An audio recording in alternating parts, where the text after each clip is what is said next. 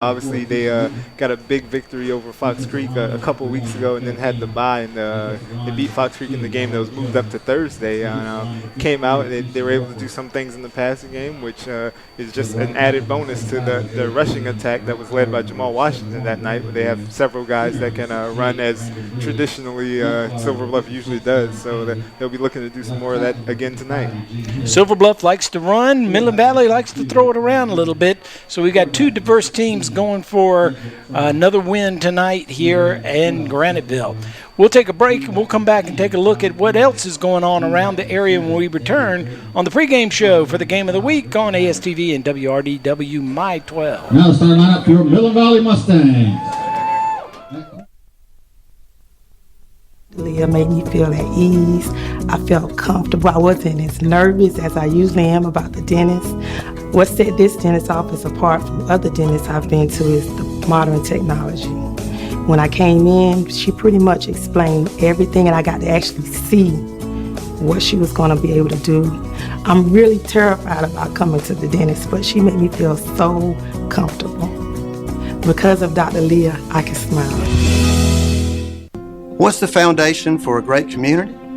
I'd say it's being there for your neighbors during the best of times and the worst of times. We have a hospital that does just that.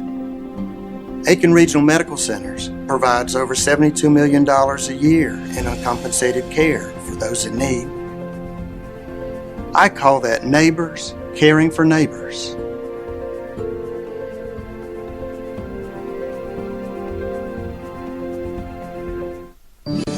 I've worked at our family's dealership for over 14 years, and I've watched how my dad treats his customers. I've seen them come back again and again because we treat them right.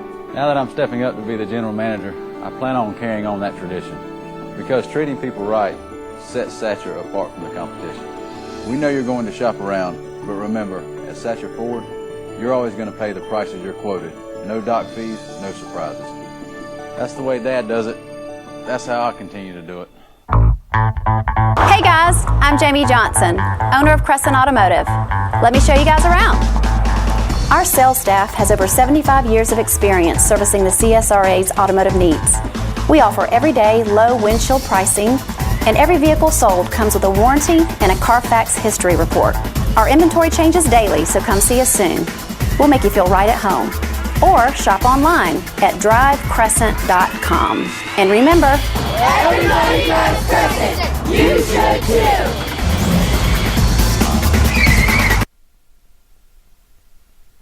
11 a.m. Professional truck and car judging. There's the Mustang in the north end zone here at Midland Valley. And the team will be coming out soon, and they'll all go by and slap the Mustang for good luck as they come out on the field. One of the better entrances in the high school football down here. We're in Graniteville at Midland Valley High School at LL Willis Stadium, and we're on the pregame show of the game of the week, and we'll get on to Midland Valley and Silver Bluff in just a minute, but let's take a look at what else is going on in the area. White Knoll is at North Augusta, and I think this should be a pretty good football game. I think it will be a good game. We saw White Knoll earlier. They took a loss against South Aiken, but as you said, South Aiken's playing better football this year. I think they're stepping up just a notch, just a little bit, to play North Augusta tonight, and I think North Augusta should be favored in this ball game. They've got a good running game, they've got a good passing game, and they're a good football team. My only concern is Landon Washington, who you know I'm very high on. I think he's a terrific football player, but he's a little nicked up, and if he's not 100%, that could tilt the thing the other way. Well, yeah, Landon obviously got injured a little bit, but Brian Thomas said he will be fine, and that's what he left it at. So we'll see. But Darius Gibson had a big game in his absence, and I think when we left White Knoll and South Aiken, we left with the impression that they kind of could do some things in the passing game and work with that. So we'll see how much that's grown since that loss at South Aiken. Yeah, you're right. White Knoll beat Aiken, lost to South Aiken. I won't be surprised if White Knoll wins this football game, but all you guys took North Augusta, huh? We did. All right. Well, we'll see how that goes. It's at home. North Augusta should be able to take that. Emerald is at Strom Thurmond. Strom Thurmond really put it to Midland Valley last week. They did. Obviously, they're using Tyrese Nick a lot, who awesome at quarterback for them, both running and passing the ball. He's the area's leading rusher now after last week's performance against Midland Valley. So he'll come out and do what he usually does out there, extending plays against the Emerald team that's kind of had some struggles throughout the year so far. And I'll tell you what, the one thing that I would say about Emerald, they didn't take an easy trip to this game. Okay, Greenwood and Abbeville are two good football teams, so they played good competition, and they lost both of those games, but that's no shame. Okay, they're good football, so I think it could be tighter than we expect. But Strom Thurmond is a very good football team, so I would suggest that they're going to win the game tonight. Yeah, sure. Now, one of Coach's favorites, Fox Creek, is at Crescent, not to be confused with DriveCrescent.com. Yeah, and I do like Fox Creek, and coming into this season, I thought they would have a very good year. They're 2-1. They haven't played quite as well as I thought they would so far this year, and I'm a little confused as to who's going to be their quarterback and who's going to be their running back. But all things being equal, I think they can take Crescent. Although Devontae Hull, the quarterback for Crescent, is supposed to be a really good athlete, dual threat, and I like those things too. But I think Fox Creek will come through with the win tonight. And Fox Creek, obviously, they had a tough loss to the Silver Bluff team. They weren't able to do as much in the passing game as they had been able to do before. So that's something they'll probably try to get going a bit more if they hope to come out victorious in this game against Crescent. North is at Rich Spring. Rich Spring should be a game Rich Spring can handle. Yeah, it should be. Rich Spring obviously got off to an 0-2 start, but a little misleading. They were playing some of the top teams in Class 2A, so got back at the classification A level, and they've handled business there so far, and I don't think this will pose too much of a challenge for Tyson Bettis and the group out there. And unfortunately, I understand Hopkins is still a little bit nicked. That gives me, once again, a little concern. We're going to talk about the injuries a little bit as we go through the night. But North has really been down the last few years, and I see they're 0-3 coming into this ball game, and I don't think that's going to change tonight. Estel's at Williston Elko.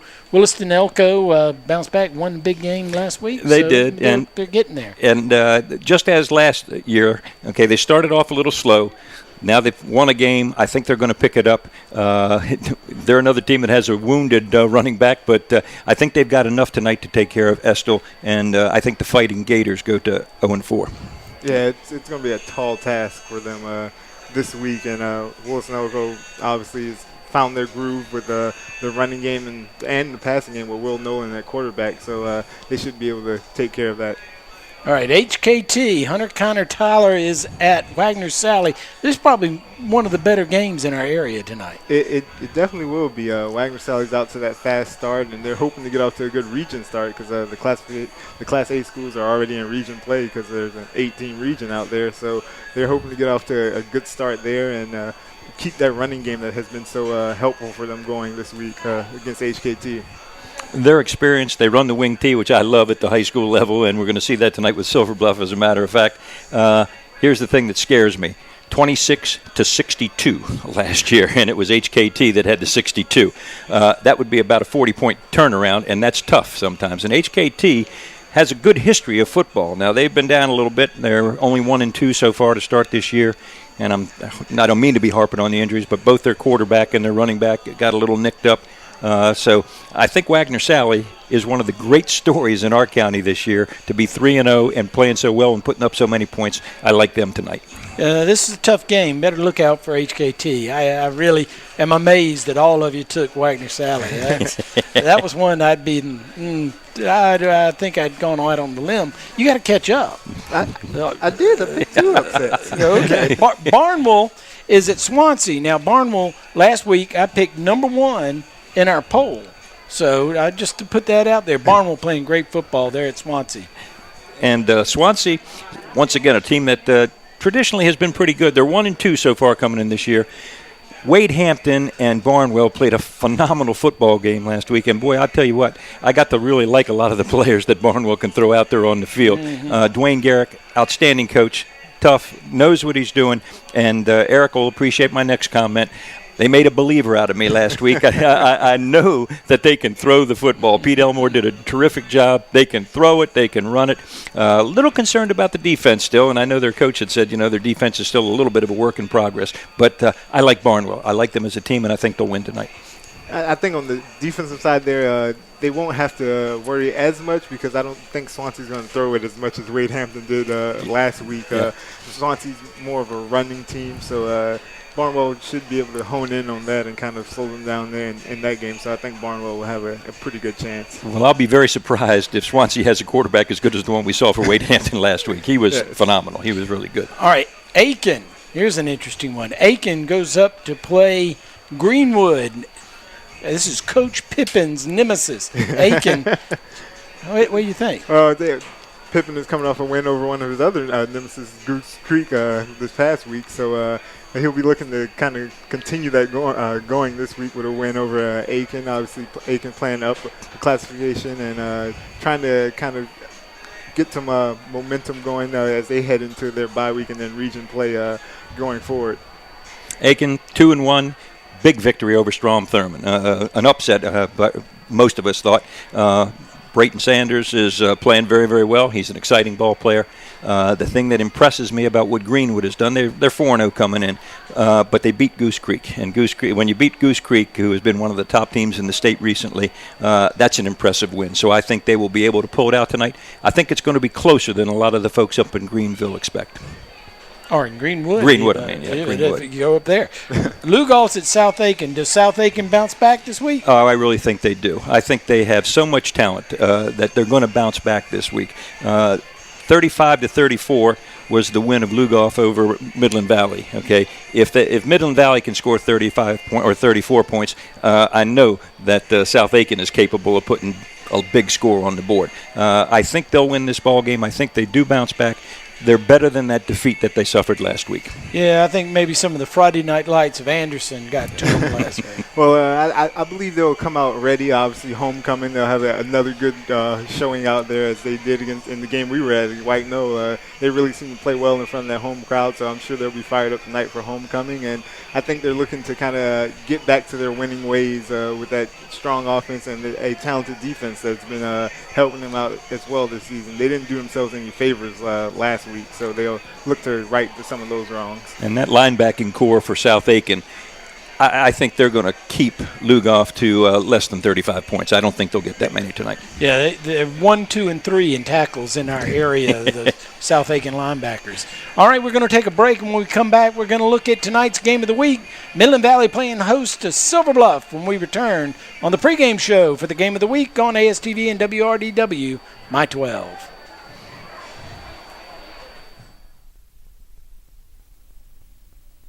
63 years, my family's been serving the CSRA. Their success is credited to a no-hassle and truly enjoyable experience. Repeat and referral business along with the best prices, service, and selection is what keeps them ahead of the competition. So if you or anyone you know is in the market for a new, used truck, car, or SUV, make the short drive to Edgefield, South Carolina. And hey, let us put a new Chevy in your driveway. Unsure of the forecast? Security Federal Trust, a division of Security Federal Bank, has you covered with expert services to help you build, manage, and protect your future for you and your loved ones. Security Federal Bank, helping people, changing lives. Since 1970, Bragg Heating Company has been keeping Aiken and the surrounding communities comfortable. Our factory-trained staff can keep you on top of the latest in heating and cooling technology, and our complete metal shop allows us to make any specialty piece your home may need. We recommend the best systems for your home: Trane, Carrier, Mitsubishi ductless, and Bosch geothermal systems. We accept most major credit cards and offer financing, so when you need your system maintained, repaired, or replaced, call Bragg Heating Company. We're here to make you comfortable.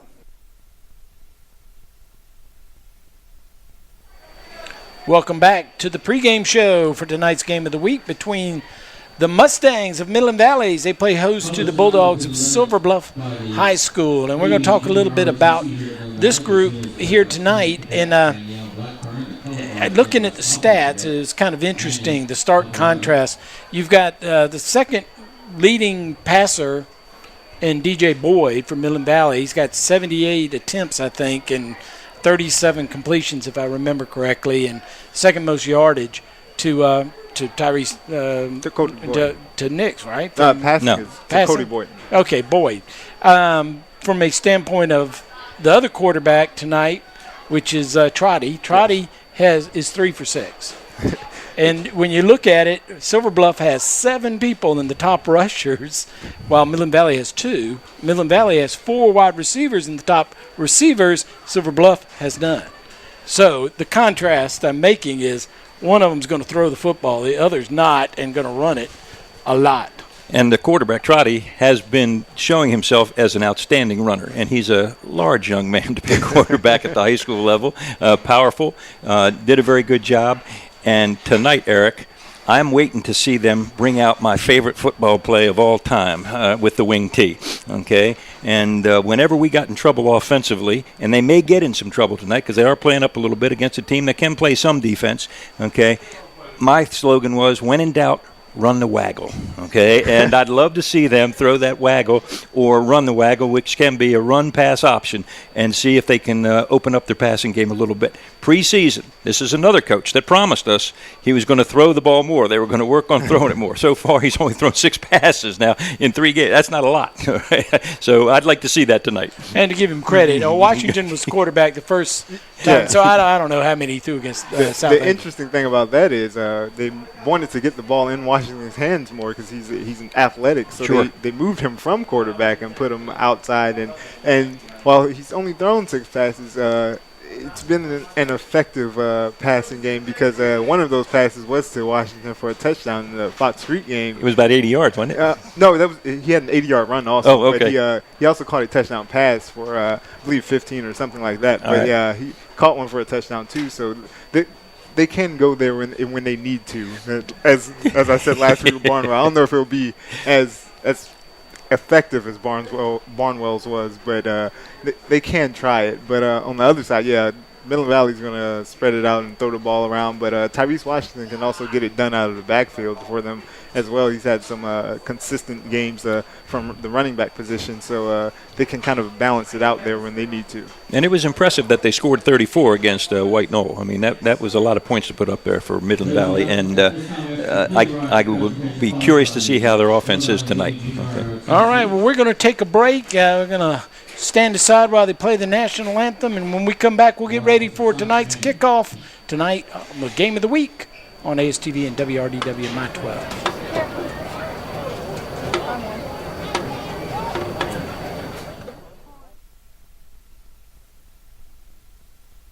Tyler's Tire and Auto Center, founded in 1963, family owned and operated for 50 years and dedicated to customer service with safety of your family, our top priority.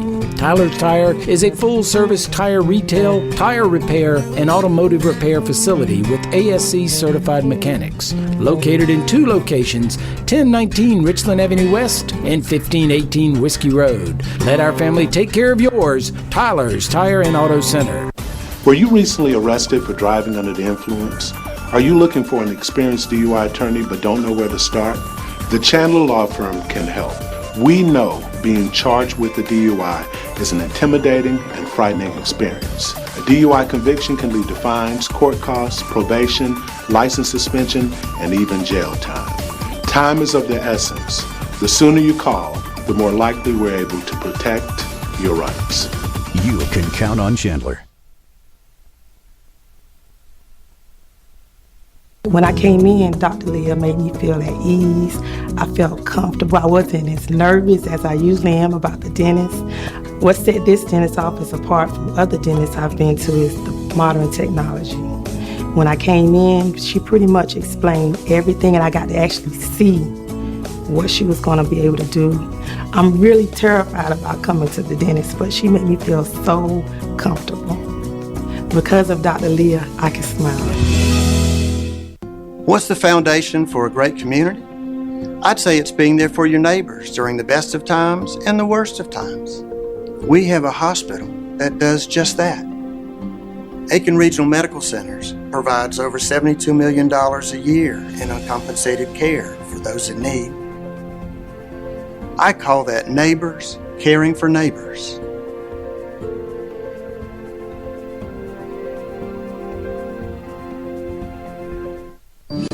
I've worked at our family's dealership for over 14 years, and I've watched how my dad treats his customers. I've seen them come back again and again because we treat them right.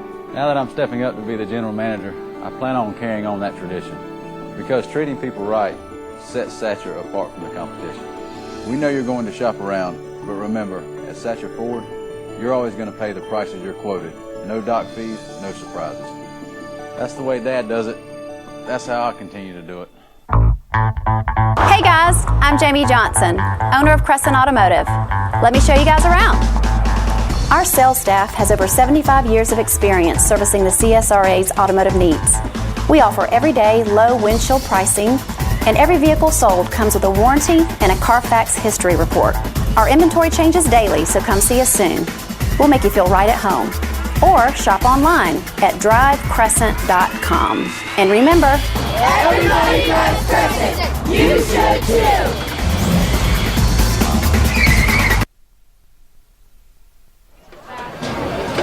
Back here at LL Willis Stadium, where we're getting ready for tonight's game of the week between Midland Valley and Silver Bluff here in Graniteville, South Carolina. We have sent Eric down to the field to get ready to do the sideline report. And Coach, we didn't get to talk about the defenses. The defenses, I was looking at the stats of the leading tacklers. We talked about the fact that South Aiken had the top three. With these two teams, again, the youth might show in this number that there's, I think, 3 for Midland Valley on the list and 2 for Silver Bluff, and they're way down at the bottom of the list. It sounds like that's part of the growing pains of new coach, new players, trying to learn the system. Yeah, and young players have to do that. Over the years, one of the things I've been very impressed by is the way that Silver Bluff comes after you defensively. They're usually not the biggest team around, but boy, do they come after you. They do a lot of blitzing. Of course, that was in the past now under the Al Lown regime, and I'm not quite so sure that we'll see exactly the same thing, but they do have a couple of assistants that stayed on with the new coach, Bert Abel, and we'll see how the defense works, but I expect to see a very active defense after Silver Bluff. And little concern about Midland Valley. They gave up a lot of yardage in a couple of their ball games so far, and they need to improve that if they're going to be able to compete. Let's welcome to the field your Midland Valley Mustangs. Midland Valley down off the hill as they run past the Mustang. They're going to run through the banner. And we are moments away from having football here at LL Willis Stadium. We'll take another quick break and come back for the kickoff in tonight's game of the week on ASTD and WRDW My12.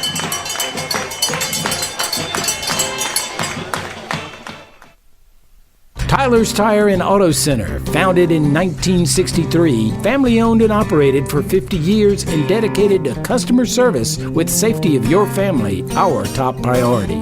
Tyler's Tire is a full-service tire retail, tire repair, and automotive repair facility with ASC certified mechanics. Located in 2 locations, 1019 Richland Avenue West and 1518 Whiskey Road. Let our family take care of yours. Tyler's Tire and Auto Center. Were you recently arrested for driving under the influence? Are you looking for an experienced DUI attorney but don't know where to start? The Chandler Law Firm can help. We know being charged with a DUI is an intimidating and frightening experience. A DUI conviction can lead to fines, court costs, probation, license suspension, and even jail time. Time is of the essence. The sooner you call, the more likely we're able to protect your rights. You can count on Chandler.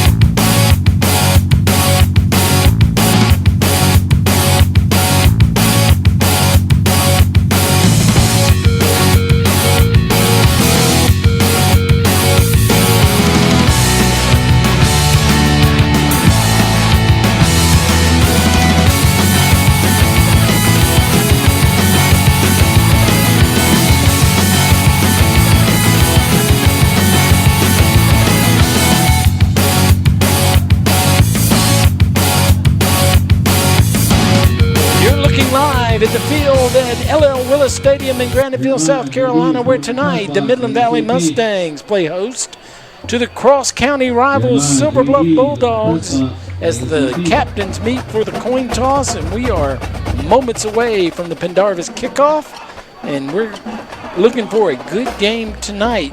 Coach, Midland Valley's had a tough time. They've played some tough opponents on the road. Greenwood for one, Strom Thurmond for another. They're 0-3. They came very, very close, lost by 1 point in their only game at home against Lugoff. I think they're looking at this game with Silver Bluff as their bounce-back game. It has to be a bounce-back game. Like I say, they've got a tough schedule coming up in their region. Okay. So we're going to hopefully see a good ball game out of them tonight, and I think it's imperative that they win a game. It's a new region for Midland Valley as they are now in a 4A region that includes Aiken, South Aiken, North Augusta, and Airport. That's the first time that the 4 bigger county schools are all together in one region. So that's going to make for some exciting football down to the finish, and Silver Bluff looking there to build their way up into 2A. And what did we have for captains in the coin toss? All right, for Silver Bluff High School, the captains were number 48, Brody Allen, one of their linebackers, and number 57, Austin Lopez, who is their middle linebacker. Okay, for Midland High School, the Mustangs, number 3 is Zach Johnson, one of their wide receivers. Number 10 is DJ Boyd, their quarterback. Number 52, Diego Villabulos, who is an offensive and defensive lineman. And number 66, Peyton Craig, okay, who is the fullback. All right, and we got Silver Bluff that won the toss and deferred to the second half. Midland Valley will receive the opening kickoff. All right, Silver Bluff kicking off. Midland Valley will defend the south goal. This is a beautiful place. Midland Valley has one of the prettier campuses in the area. It sits up here on the ridge. It's got a view of the valley, and it's a great place to come see a high school football game. The deep receivers are only lined up at the as deep as the 10-yard line. I think that's probably a good place for them to be. Short kick, tracked down right around the 28-yard line, a 7-yard return to the 35-yard line with the return, making a good play with Zach Anderson as he came over and caught that ball, kept it in play, and got a few yards back. We don't have a number for number 83, who was the kicker. And Damian Green made the tackle for Silver Bluff on that kick return. Just looking through the lineup, see if we have Oscar Lopez is listed as their kicker. All right. Midland Valley with the ball first, and they run it up the middle on the straight dive, pick up 5 yards. Second down and 5. The yard markers are on the right side of the field this week. Since we're on the home side. Make it easier to see, won't it? It just, when you're used to it and they're not there, you go into a panic mode. I can vouch for that from last week. DJ Boyd, the quarterback, throws this one down the sideline, has a man. As we said, Midland Valley likes to throw it around. It was intended for number 1, Seth Mosley, which is one of his favorite receivers. I think he has 13 receptions on the season. And it went out of bounds, a little off target. It's going to bring up 3rd down and 5. And the good news about that play, had to loosen up Silver Bluff just a little bit, and looked to me like Mosley might have had a half a step on the defender. He might have been open.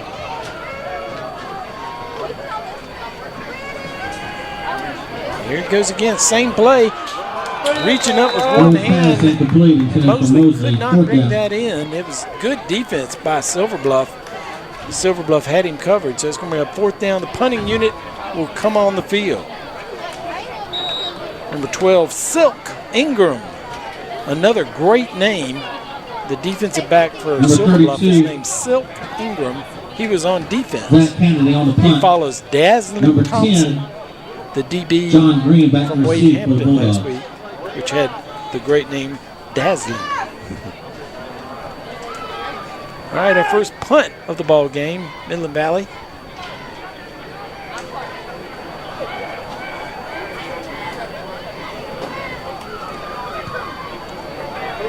Gets it off, going to be short. Going to take a Silver Bluff bounce back to the 36-yard line. And that is where Silver Bluff will put it in play for the first time tonight. John Green was the deep receiver for Silver Bluff, but he was about 15 yards deeper than the kick actually went. Ball had decent height, but not very long. And I can't get a number for you, Ed, right now on the punter. I don't see 32 listed in the 36-yard line. And we're often running with our kickers having different numbers. All right, Cedric Trotty leads his team out with Washington lined up behind him. Hands off to Washington. Washington actually came in motion. Number 32. He picks up a yard, second down and 9. Pick up a 2. That line for Midland Valley anchored by Tank Williams, another great football name. And we had him last year. He played very, very well last year on the team that made it deep into the playoffs. And Tank is back. He was fun to watch last year. Expect good things out of him tonight. He is right there in the middle, stopping things up. Ooh, Ball's penetration. Caused a fumble. There is a flag on the field. He may have picked the flag up, I'm not sure. Fumble recovered by number 41, Luke Willis. First down, Mustang. Yeah, he picked the flag up. There was a flag from the back judge that came up, but he picked it up. No signal as to a penalty, so the first turnover of the game goes over to Midland Valley. Let's see what they can do with it. They're at the 38.5-yard line as they start their second drive of the ball game. They bring a man in motion. And they hand off to their number 22, who gets outside. Cuts inside. That's Washington. We got a Washington in both backfields. And he gets down to the 20-yard line. Give him the 18, and they move the chains. That run's good for another Mustang. That's a Chandler Law Firm 1st and 10. Another handoff to Washington. Washington from the 18, pick up of 3 yards in the play.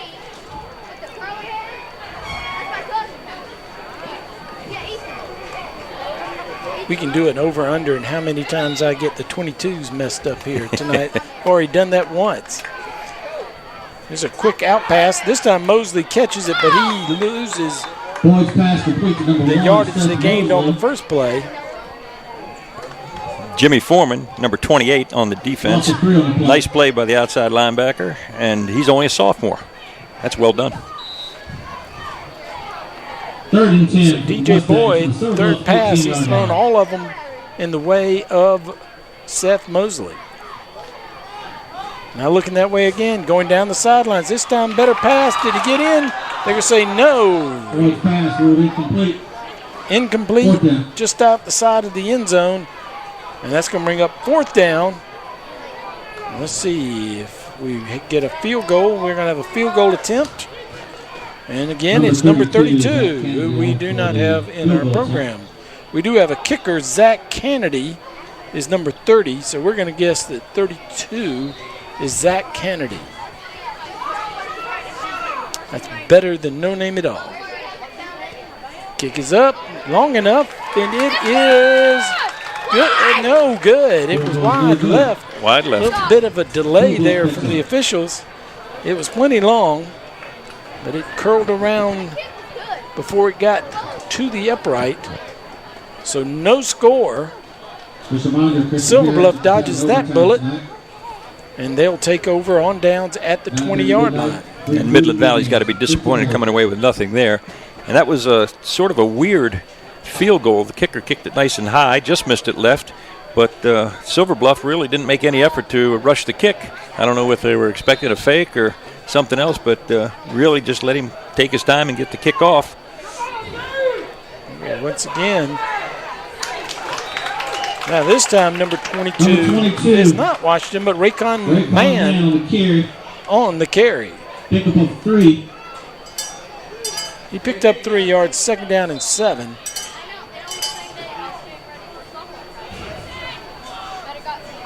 Cedric Trotty became the quarterback of Silver Bluff after the first game of the season. They moved Washington into the backfield. Fakes. Oh, he's under pressure now. Was his arm going forward? It's picked up, and it's run into the end zone. Number 25 for the Mustangs is Devon Perry, and he has a touchdown. I believe that was the X-Man's number from last year, 25. We saw that a lot. We did. And Midland Valley got great pressure from the left side of the defense and really came untouched. The quarterback didn't have a chance. Xavier Leapart was number 25 from Midland Valley. The last few years, one of the best defensive players in the area. So it's fun to see another 25, Perry, getting the touchdown on the fumble return. Extra point tries up, and it's good. And Midland Valley is able to pick up the second fumble of the evening and put it in the end zone for a touchdown. Midland Valley leads 7-0. We'll take a break. We'll be right back.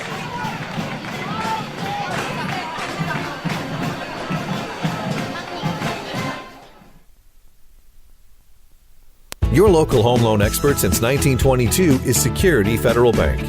Our home loan experts will help you choose the ideal home financing solution for your individual needs. Security Federal Bank offers conventional, FHA, VA, USDA, and renovation loans with local underwriting, local processing, local decisions.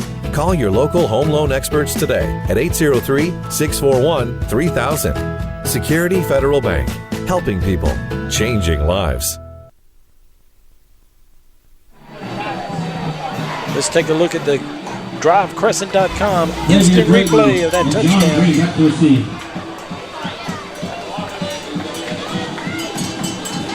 Yeah, that may have been a pass and an interception. He picked that up off the ground. All right, the kick was deep. It's bobbled at the 5, bringing it up past the 10. Going to be down at the 16, making a nice return after bobbling. It was Xavier Drayton. So Silver Bluff sort of shooting themselves in the foot. 2 fumbles, or a fumble. We'll call that an interception. I think we have to call that an interception. And Desmond Curry, number 11, is the young man, came from his outside linebacker position and was able to just nail the quarterback. Like I say, he had no chance to do anything. The ball popped up in the air. And number 25, Devontae Perry, picked it up and took it into the end zone. Nice play. So a fumble, an interception, and now a bobble on the kickoff, 15-yard line. Silver Bluff takes over. They come on the jet sweep. I think that's man again, and he spins. Does not get, well, he picks up a good 6 yards. And we'll give him Tyler Wooten. Give him 7. 2nd down and 3. Pick up 6 will bring up 2nd down and 4.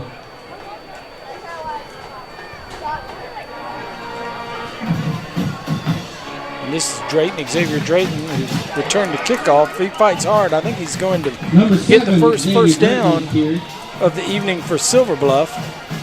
See where they spot it, and they move the chains. He picked up 4 yards.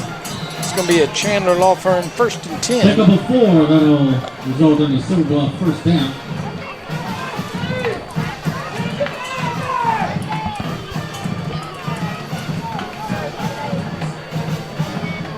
Once again, Drayton on the jet sweep handoff.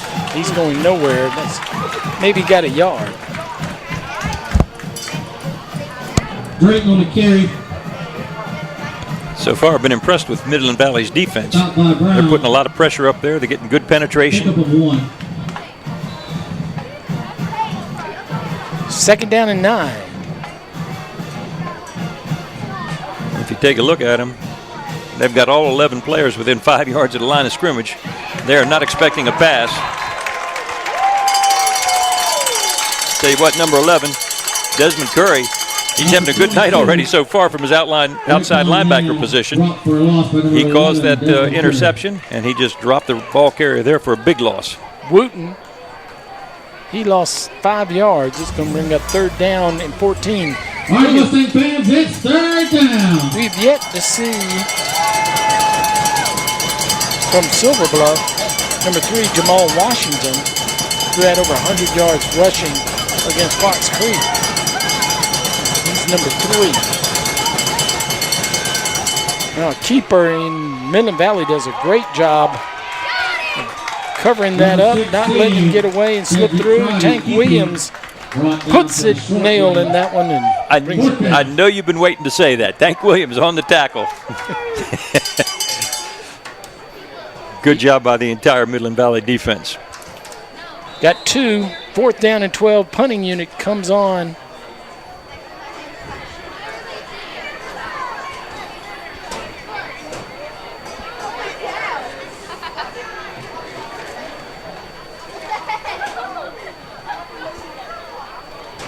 Here's the punt. High end over end.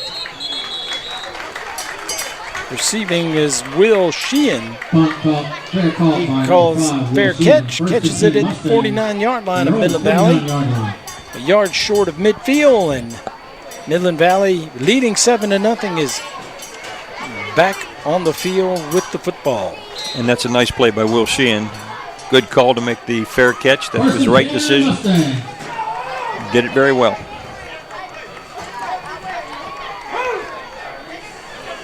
Tyrese Washington nowhere to go. Not Tyrese. Yes, Tyrese.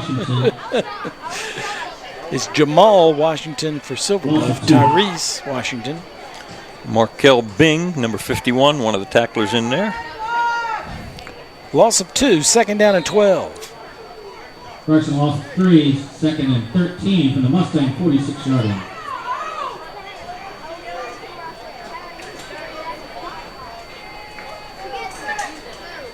Back to pass, going to the right side. He's got a man, he's got it down the field. Turns it inside, going to be tackled at the 16-yard line. Ethan Ennis with his first catch of the evening. First time that he's tried somebody other than Mosley, and that was a strike. And he's another player that I remember well from last year. He had a good season last year, okay? And Boyd, perfect pass. Absolutely perfect. Right in the middle of the coverage, and nice run by Ennis once he had the football. And here's Washington. Washington gets down to the 10, inside the 10. Give him 7 yards. It's going to bring up 2nd down and 3. Midland Valley looking to go up 2 touchdowns here with another score.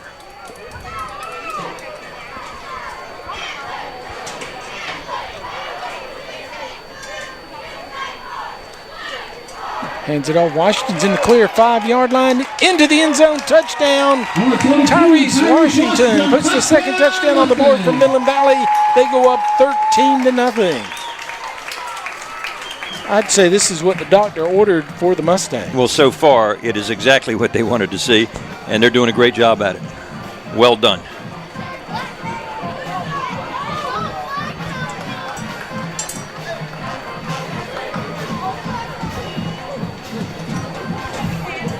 So Midland Valley trying to bounce back after season opening 3 losses. Trying to get their first win. Looking good here in the first quarter with 4:13 left to go. High snap is pulled down, kicks up, kicks good. Midland Valley takes the early lead 14-0 over Silver Bluff. You're watching the game of the week on ASTV and WRDW My12.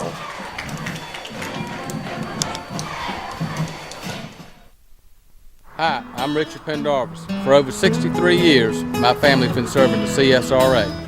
Their success is credited to a no-hassle and truly enjoyable experience. Repeat and referral business along with the best prices, service, and selection is what keeps them ahead of the competition. So if you or anyone you know is in the market for a new, used truck, car, or SUV, make the short drive to Edgefield, South Carolina. And hey, let us put a new Chevy in your driveway.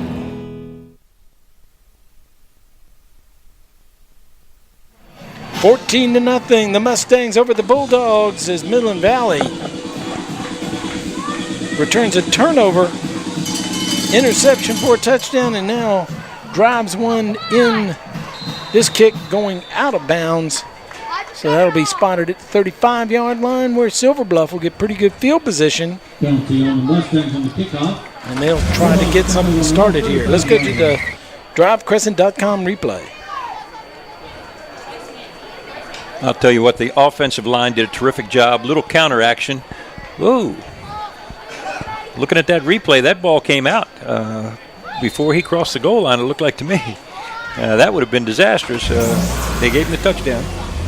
No instant replay in high school. There is none. That's a good thing We for have Midland instant Valley. replay, but the officials don't.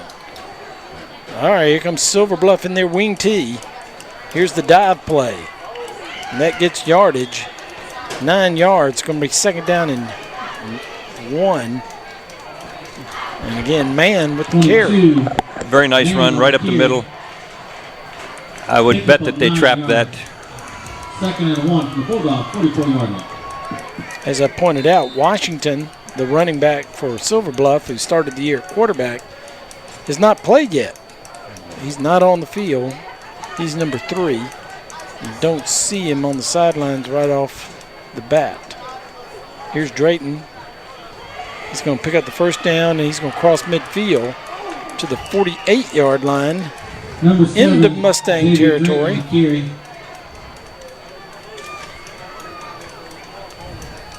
Pickup of 8 yards and a first down. Xavier Drayton, he's a senior Midland Valley on the Silver Bluff team.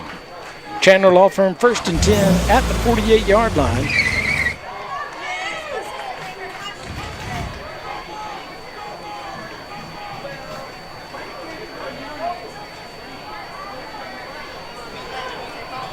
Another dive to Man. Man picks up good yardage.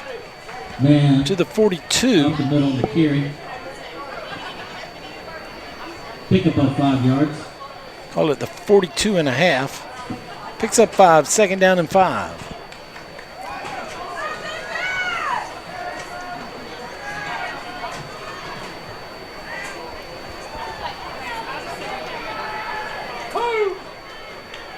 Turns this time and hands it off. Goes off tackle. Man again on the Gets to the 40-yard line as he picks up a couple of yards. Give him 3. Third down and 2. Got to make the 38-yard line to get a first down and move the chains as they head toward the Tyler Tower end zone.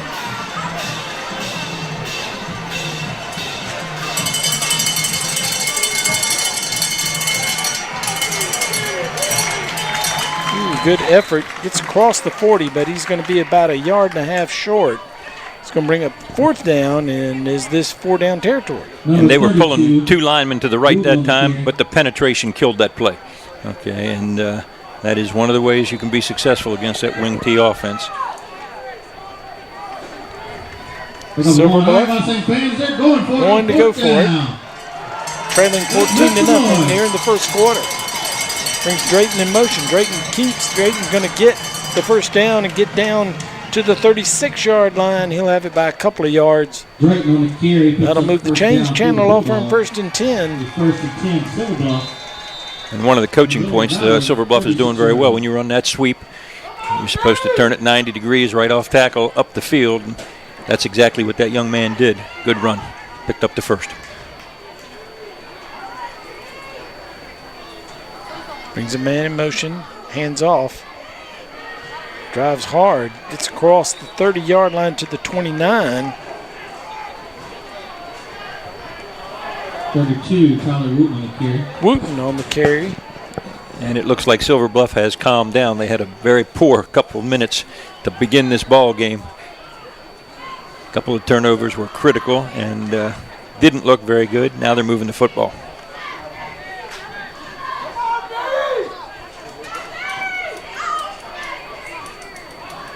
Second down and 2 from the 29. Going to keep himself, the big quarterback.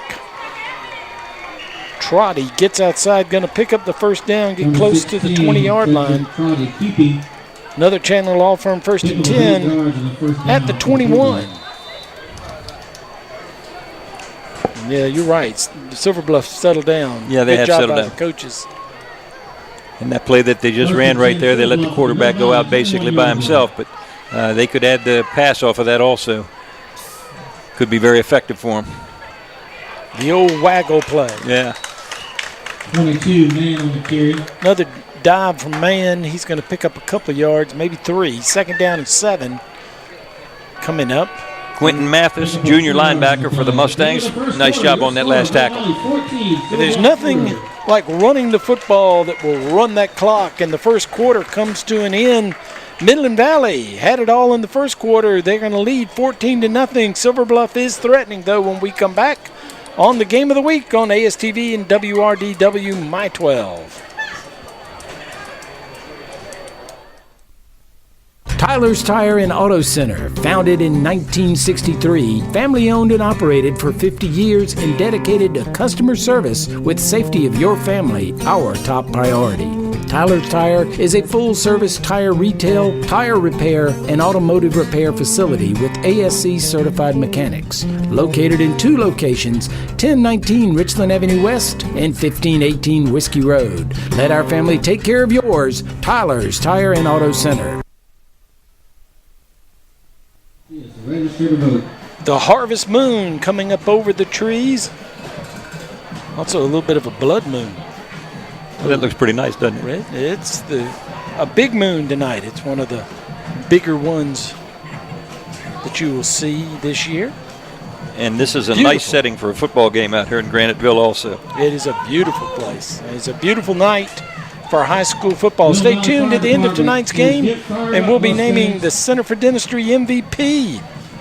Last week, we had quite a few players to choose from. We went with the big tight end and defensive end from Barnwell. Earl Boswick was our most valuable player. Congratulations to him and Barnwell on a big win. Who will it be tonight? Stay tuned at the end of the game. We'll be naming the Center for Dentistry MVP. All right, we're ready to go again. Start of the second quarter. Silver Bluff driving. Oh, and ball's on the field. Another fumble. That's the third one. A flag comes out. And let's see who recovered it. I think Silver Bluff must have gotten it back. Fumble covered by number 2, Eric Robinson. So Silver Bluff dodges the bullet on the fumble, but there's going to be a legal procedure against the offense. So they'll bring it back and walk off 5 yards. A little bit of movement going on before the play. Impressive drive by Silver Bluff, though. They're running their offense very well. That time, the wingback who lined up on the left side came in, and he was the lead blocker from his wing position. Different teams run the wing tee, call things a little differently. I think most of them would call that play a wing belly. Second down and 12 after the 5-yard walk-off. Brings Drayton in motion, hands him the ball. Gets around a man, gets over the 20, just steps inside it. He'll be just over the 20-yard line, which will make it third down, or we'll give him 8 yards for the first down. Now they back him up a little bit. Third down and 9.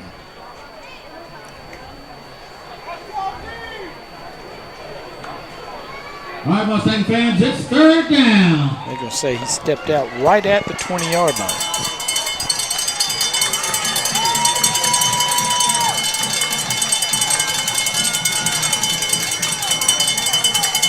On the dive. Once again, that's Mann. Now he drives down to the 10, which is about where he needed to go to get the first down.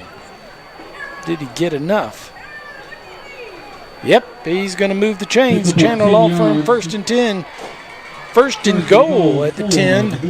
Boy, he's just outside the 10. He can still get a first down. That was well executed. I'll tell you what, the line did a great job. Runner did a terrific job following his blockers, and that was well done. Penetration. In the backfield, Midland Valley blows that up. That was Perry again. Devontae Perry's having a pretty good ball game so far. Yeah. We're going to have an injured player and a timeout on the field. It's a Aiken Regional Medical Center injury timeout. As they come out to check on him, we don't know who that player is. I think it's number 2. I think it's their fullback, Eric Robinson. I believe. I believe you're right that Robinson was on the carry, and that is the player who's down. We'll take a break, and we'll come back and report on his status when we return on the Game of the Week.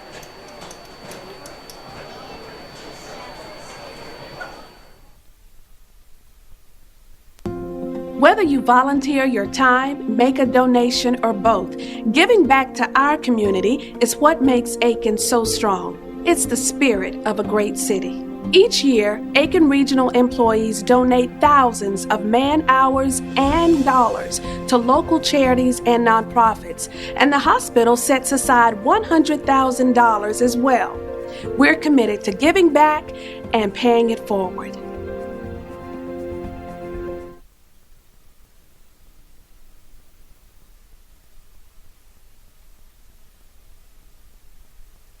Since 1970, Bragg Heating Company has been keeping Aiken and the surrounding communities comfortable.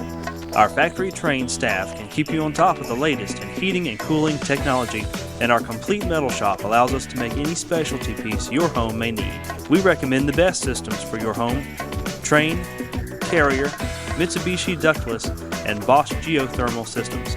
We accept most major credit cards and offer financing, so when you need your system maintained, repaired, or replaced, call Bragg Heating Company. We're here to make you comfortable. Eric Robinson was the injured player, and they're still helping him out off the field. He got up, but seemed a little woozy. Trotty keeps, and Trotty is hung up in the backfield. No gain on that play. That's going to bring up 3rd down and 11. Midland Valley playing the old bend, don't break defense. Well, I'll tell you what, Marcus Abney, once again, great penetration in that backfield and nowhere for the quarterback to go. Cedric Trotty has been sort of held in check so far. He's been a force recently for the Bulldogs running the football, but tonight so far they've corralled him. Big 3rd down play. Silver Bluff trying to get on the scoreboard. Back to pass. We said they don't pass a whole lot. He's got a man in the end zone. Led him a little bit far and wide. Pass is incomplete, intended for the tight end, number 5, Ricky Howard. They did have him open. 4th down. So it's 4th down, and Silver Bluff going to keep the offense on the field. They're going to go for it on 4th down, trailing 14-0. 10:15 left to go here in the second quarter. There's a penalty. There's a personal foul on Midland Valley that's been called. Didn't see that flag. Not sure where that occurred. But the referee just gave that signal. That'd be half the distance to the goal. That certainly would help Silver Bluff. Now the question is, was it a dead ball? It remains 4th down, or do they get the down over? Or do they get an automatic 1st down because of the personal foul?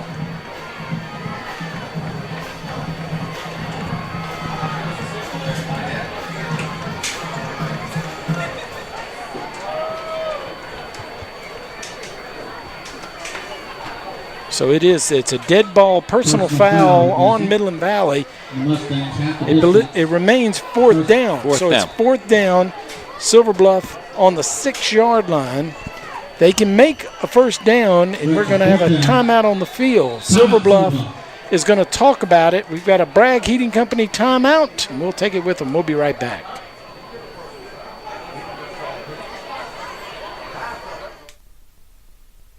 Facing a DUI charge may be the most frightening time of your life. You could lose your license, your job, and even your freedom. You don't have to go through this time alone. Calling the Chandler Law Firm is your first step toward taking control of your situation. Call us to schedule your initial consultation. We'll help you understand your rights, but most importantly, we'll show you there's hope. Call us today and start taking back control. You can count on Chandler.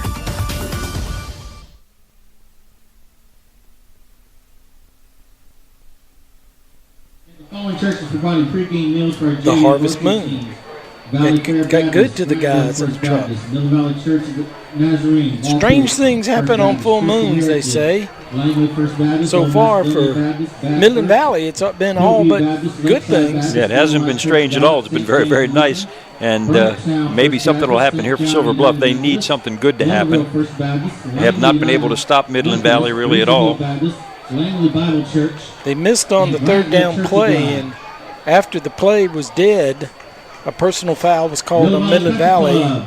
Ball was moved half the distance to the goal, so they're at the 6-yard line. It's still 4th down, and they have talked about it, and they're going to bring it back out on the field. Cedric Trotty, the quarterback, leads his team out.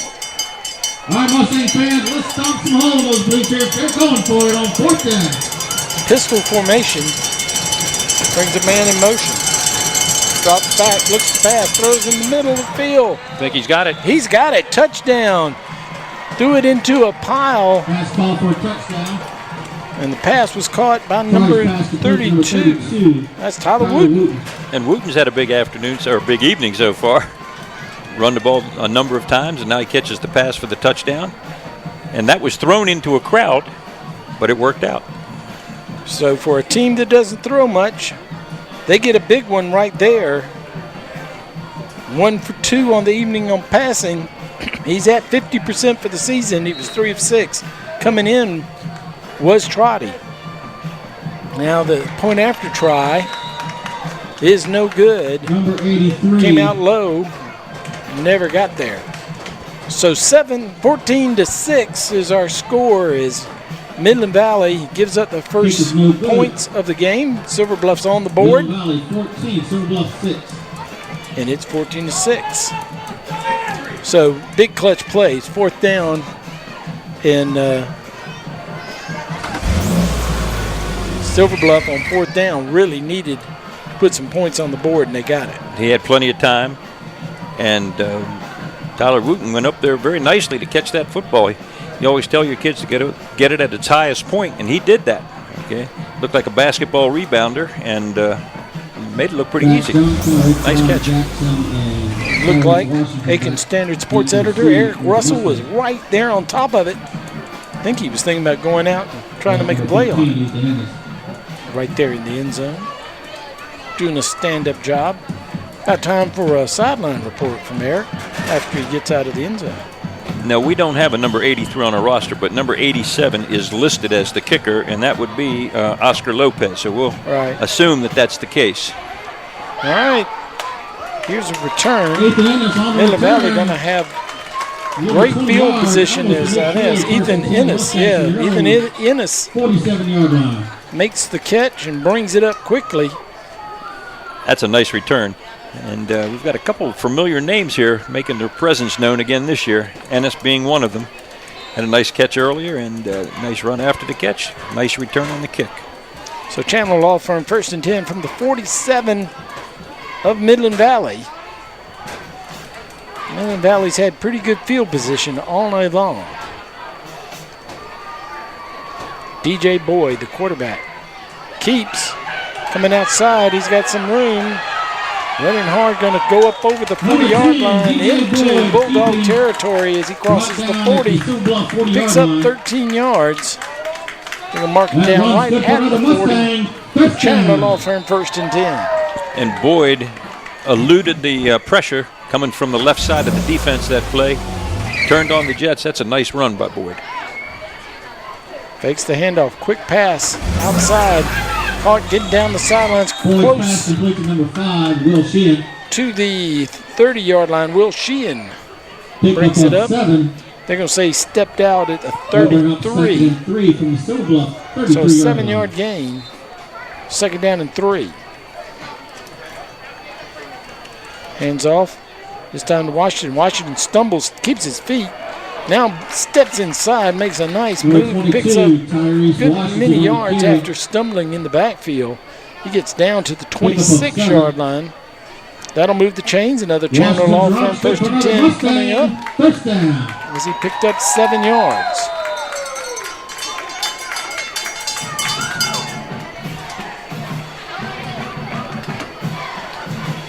Rolling out is Boyd. Looks, throws, tried to hit his man Forward pass incomplete, intended for Sheehan. Will Sheehan on the sidelines. He couldn't Second hold down, flag on. on the play. And there is a flag. Bring up 2nd and 10, but let's see what the flag is. Holding against Midland Valley. So I imagine Silver Bluff will take that, walk it off 10 yards, and they'll repeat first down.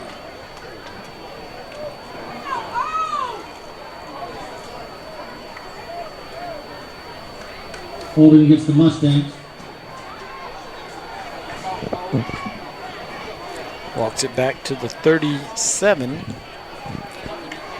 First impressions tonight of Midland Valley's offense, they do mix things up pretty well. They've run the ball effectively, thrown it effectively, got some people. Now they got some distance to go. 1st and 20. And getting outside is man, or rather Washington. Washington gets a lot of it back. He goes to the 21-yard line. That was a pickup of 16 yards. It's going to bring up 2nd down and 5. Excellent effort by Washington. Bring up 3rd down and 4.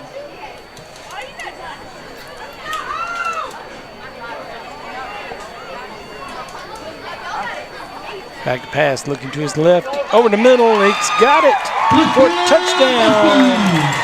Mustangs Seth Mosley, he's looked for Mosley several times. He finally gets one in there, complete, and it's a touchdown from the 21-yard line, 21-yard score for the Mustangs. I'll tell you what, DJ Boyd did a nice job there. He looked to the receiver going out into the flat, and it froze the defensive back for just an instant, and then he hit the little slant coming across to Mosley perfectly. Well executed. Nice play. They've run that slant now to both sides of the field. Now they go for 2, and they don't get it in. So an extra point try is no good. Our score 20-6. 8:46 left to go until halftime. We'll keep it here. Very impressed with Midland Valley so far. They look very sharp tonight, and they are doing whatever they want to do. Let's see if we can see that touchdown pass again. As we take a look at the drivecrescent.com replay. Look at Boyd. He looks outside, and then the man comes clear, and you could see that the one of the defensive back jumped that guy out in the flat, and it opened up that seam. Well executed. Nice pitch and catch. And Mosley's been very active. He's been the primary receiver a few times tonight. Gets a little reward on that one.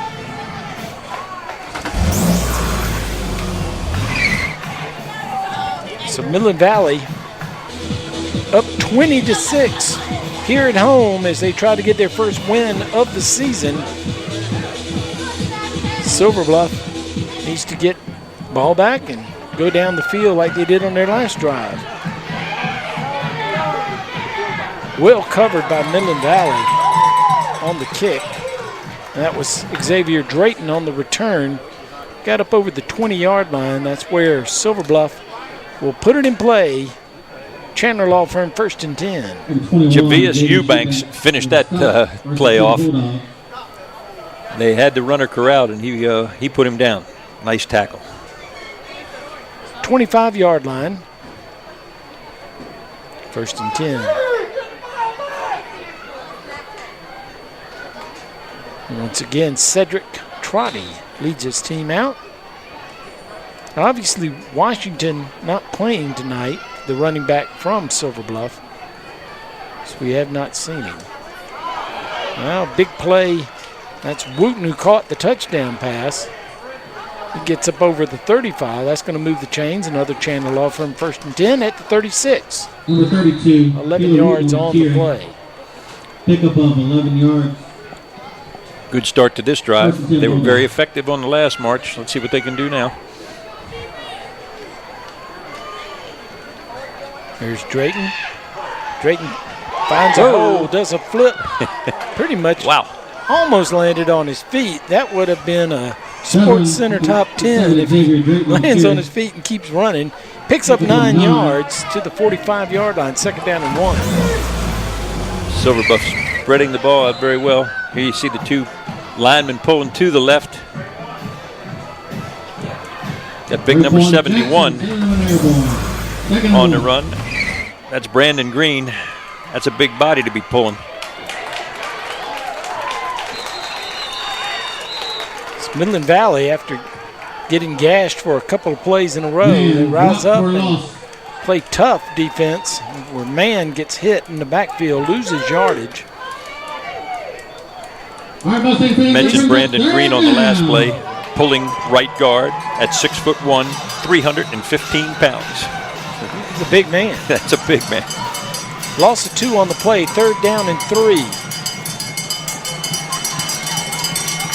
Drayton in motion, ball gets away. Trotty picks it up out of the air, crosses the 50-yard line to the 48. And that's going to move the chains. Chandler Law Firm 1st and 10. Busted play. Trotty makes something out of it. He sure did. 47-yard line. Nice reaction, and he picked up several yards.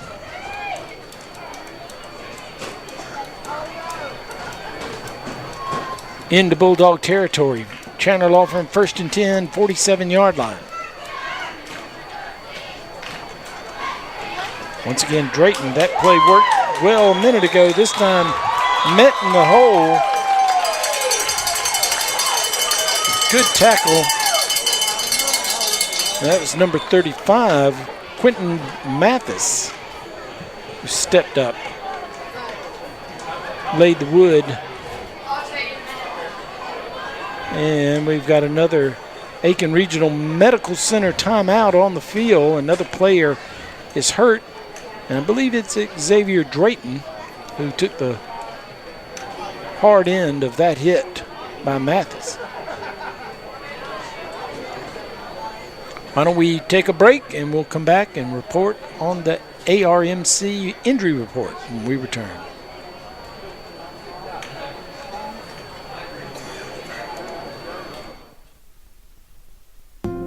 Whether you volunteer your time, make a donation, or both, giving back to our community is what makes Aiken so strong. It's the spirit of a great city. Each year, Aiken Regional employees donate thousands of man-hours and dollars to local charities and nonprofits, and the hospital sets aside $100,000 as well.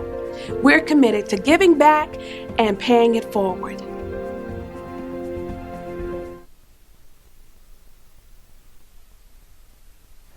The ARMC injury timeout. The player was Xavier Drayton. He got up and ran off the field. May have just knocked the wind out of him. I think that's probably what it was. So Silver Bluff lost a yard on the play. 2nd down and 1. And for the first time tonight on offense, we get to see number 10 for Silver Bluff, which is John Green. Interesting, John Green is the 2nd leading rusher on Silver Bluff. And he plays defense, but he obviously also plays offense. So we see him get into the act. Coach Abel said they were a little bit young. Green is another sophomore that's played a big role so far this year. Picked up 5. And here's another player for the first time seeing him, 81, Michael Parrish, the wide receiver. Number 81, Michael Parrish. Runs the ball. No gain. Ball spotted right at the line of scrimmage. He may have lost a half a yard. It's coming up 4th down and 7. Ball spotted at the 44-yard line. Big 4th down. Silver Bluff lines up to go for it. Trailing 20-6. Big play for Silver Bluff here. Trotty sets him down. Now they stop the clock. And we got a Bragg Heating Company timeout on the field. Silver Bluff going to talk about it, and we'll leave it right here. And it's a big 4th down play. Yeah, and they may have had second thoughts about going for it. I think they might punt it away. Looks like they've got some other people coming onto the field. Wouldn't be surprised if they opt for the punt. Well, they went for it on 4th and 5 down at the 6-yard line. Good luck, Mustangs. Of course, that was at the 6-yard line. That's right. But they got the touchdown on that play. Let's go down to the sidelines and get a report from Eric Russell.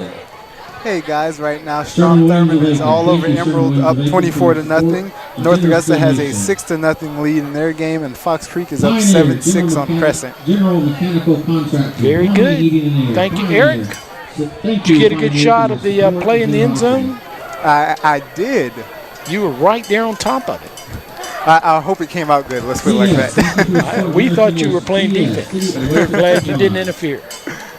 All right, thank you, Eric. And as Coach called it, Silver Bluff brings the punting unit out on the field, and they will punt it away and try to play a little field position here to halftime. Gets this, angles it over toward the sidelines. It rolls into the end zone. That's one where bad luck. Takes a good hop, but it turns out to be a bad hop. Could have turned left, gone out of bounds, and been great. That was close. So they'll bring it out to the 20-yard line, where it'll be a Chandler Law Firm 1st and 10 for Midland Valley as they try to put some more points on the scoreboard. And they've got plenty of time to do it. They've been moving the ball very effectively. 5:39 left to go in the half.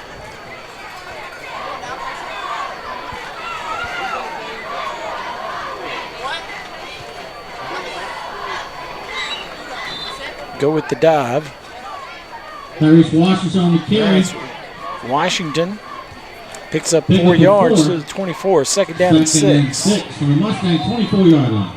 Looking at the Silver Bluff defense, looks to be susceptible to that slant pass that they've completed a couple times for big gains. Midland Valley has, especially over here to their right. And there's some room to run on that particular play. Picks up 3 yards. Didn't get as much as it looked like he might get. Washington gets it to the 27. 3 more yards. It's going to bring up a 3rd down and 3.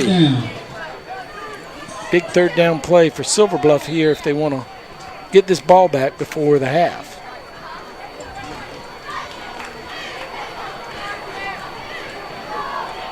Ball's past the 27 rather. So it's about 2.5 yards. Boyd going to keep. Tries to get outside. He spun around. He keeps his feet, and he's going to get the 1st down. Determined running by DJ Boyd. That's an outstanding effort. He was corralled. He was caught well behind the line of scrimmage. Looked like he was going to go down, and works his way out of there very nicely. Picks up the 1st. First down. Gets it out to the 33-yard line. It's a pickup of 6 yards. Chandler Law Firm 1st and 10. We've talked about the penetration that Midland Valley's been getting. Silver Bluff got it that time. Rolling to his right, looking downfield, throws the ball. He's got a man. Oh, yeah, Gets nice his catch. feet in. Nice. That is Ennis again, and he did a nice job keeping his feet in bounds. Ennis is one of those possession receivers that you throw it out there. He's going to catch it, get his feet down. And that's a good job.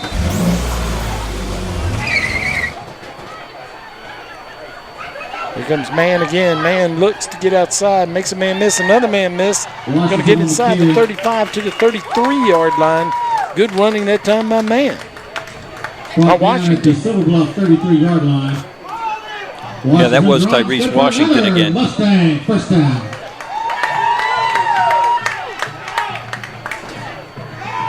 Rolling to his right again. Boyd looks downfield. Now he's going to try to keep. Turns inside, made a man miss. Gets down to the 26-yard line. It's a pickup of 6 yards. Boyd keeping. 2nd down and 4. And I repeat, Midland Valley's doing a nice job mixing their plays. They've got Silver Bluff back on their heels right at the moment. They look bigger than Silver Bluff, too, at least from this advantage, or this vantage point. And man, steady on his feet, just keeps driving. He's going to get inside the 20 down to the 15. And that's actually, that was actually number 25. Correction, number 25, Devontae Perry to carry. 1st and 10 Devontae Perry with the carry. We've seen him on defense. Yep. He's sort of like Xavier Leaphart. Apparently they saved 25 for having a big ball game. And Midland Valley is taking advantage. You've got a 3-man defensive line for Silver Bluff, and they're getting down to the 2nd level on a number of occasions, and that gives them big runs. There's penetration again. And Perry Tried him again. He's not going to go anywhere. He may have lost half a yard on the play.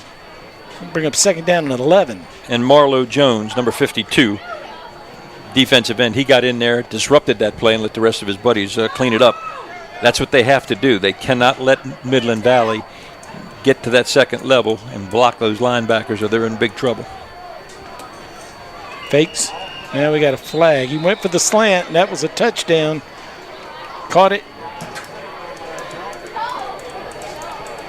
Actually, he did not catch it, but it doesn't matter. They stopped it. It was a procedure penalty on Midland Valley. They blew it dead before it ever started, but they were looking for that slant from the right side. 5-yard walk-off. Second down, 15.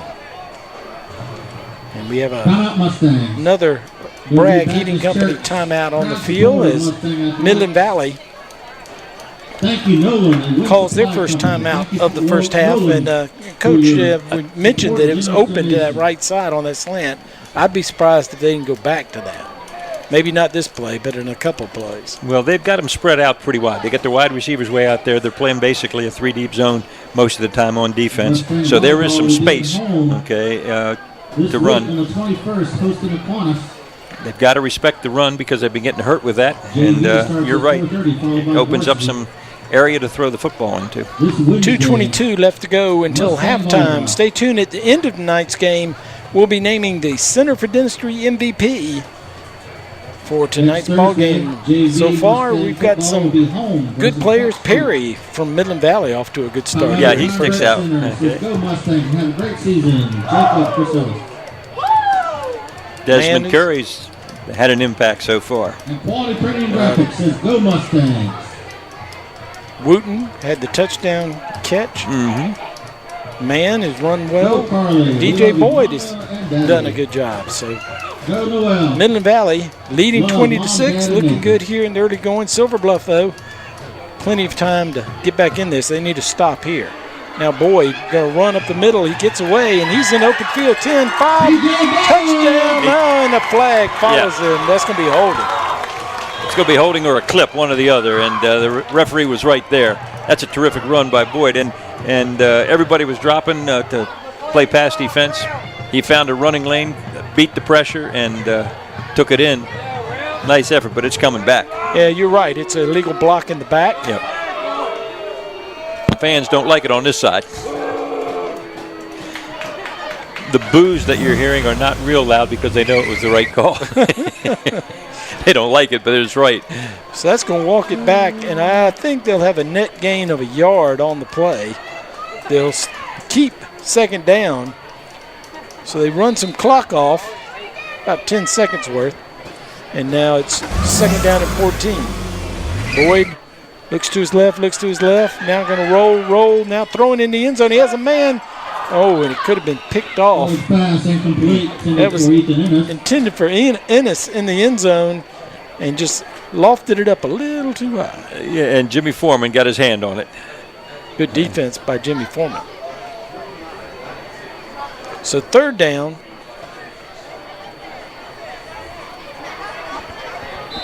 Third down and 15, they say, on the scoreboard. Ball spotted at the 20-yard line. And let's see what they do here. Sheehan split to the right. 3 over to the left. He looks to the left. Now backs up, now throws it in the corner. He had his man Enos out there, but it was a little bit ahead of him. Incomplete. It's going to bring up fourth down. The kicking team is going to come on the field. And they're going to try a field goal. We think. At least they're going to try to increase this lead from 20-6 to 23-6. And Enos is the holder. Kennedy on for field goal attempt. Kick is up. It's a low line drive, and it did not get there. A little bit to the right, too. So that comes to nothing. Silver Bluff dodges the bullet, keeps Midland Valley off the scoreboard, and they still have 1 minute and 53 seconds to get the ball down the field and get some points themselves before it gets to halftime. Yeah, the only thing they don't strike me as a quick strike team. Okay, they may throw one deep or something, but I don't know that they're able to get the job done in just a minute and 53 seconds. We'll have to see. Of course, we wondered about that last week, and we saw and it more happened. Strikes than we could count. Back on the field. Man in the backfield directly behind. He gets the handoff, and he goes up the middle.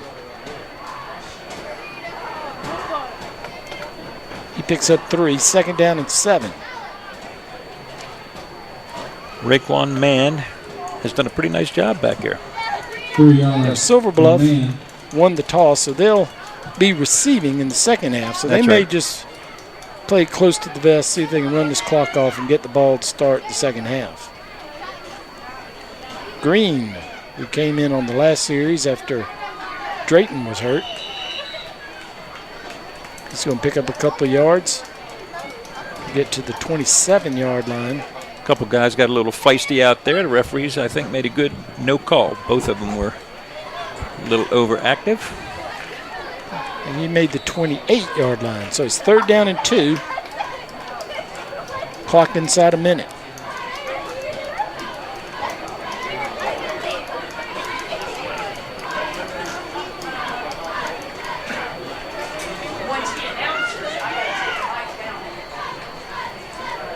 Stuff it right at the line of scrimmage. Now Midland Valley may want to take a timeout. I'm sure they will.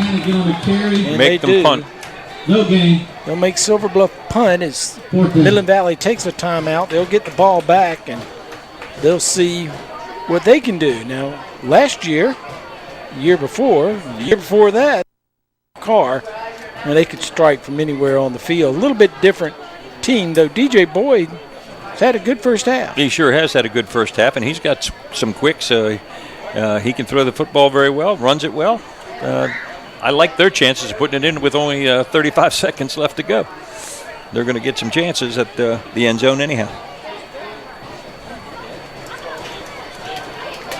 Again, it's a beautiful night here in Midland Valley. Halfway between Graniteville and Langley. This is the old LBC and Graniteville High School combination, which made for some interesting football games back in the day when I was coming along in Aiken. We used to always wonder if they were going to kill each other. But then they joined the schools together, and we were sure that'd be the end of them then, but they've handled it quite well. My wife Renee first graduating class from Midland Valley High School. No kidding. Okay, a little fake. Oh, fake. And they're going to get the first down. Yes, so they did. That's not a man. Here comes a flag. We'll see if might have been a late hitter, hit him out of bounds. Any number of things could have happened over there. There's 31 seconds left, so if it's 15 yards, that'd move them close to midfield. If it's Silver Bluff. That's a pretty neat call by Coach Abel. I like that. Personal foul against Midland Valley. Yes, indeed. So that's going to be just short of the 50-yard line once the walk-off is done. 47-yard line. So Silver Bluff, they may see if they can step back and throw one here.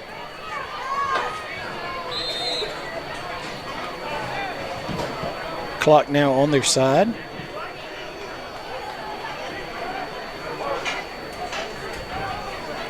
As we pointed out early in the game, they're not much of a throwing team. But if you have to, you have to. Pistol formation, man comes in motion. That's Xavier Drayton. Now he's going to run. Trotty's going to get down the field. Puts a little move on, but gets out of bounds around the 38-yard line of Midland Valley. 22.8 seconds left. And they got a chance. They're down here now. I think he got out of bounds, so the clock won't start. They may have one timeout left. Does Silver Bluff. I know they've used 2. 1st and 10 Bulldogs, the Mustang 30-yard line. They got single coverage down here to our left. Man goes in motion. Throws it. Pops up in the air, incomplete. Pretty good defense on that. Nice throw, though. Yes, it was. Second down. Good to see Drayton back on the field. They helped him off the field earlier.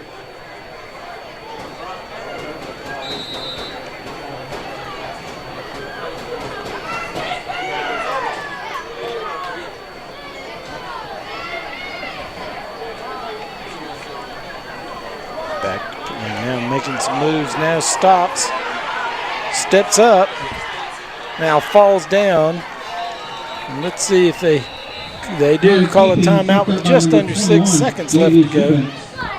He was just about to haul off and throw that one, and that would have been exciting because he had time. He had receivers down the field. That'll bring up another third down.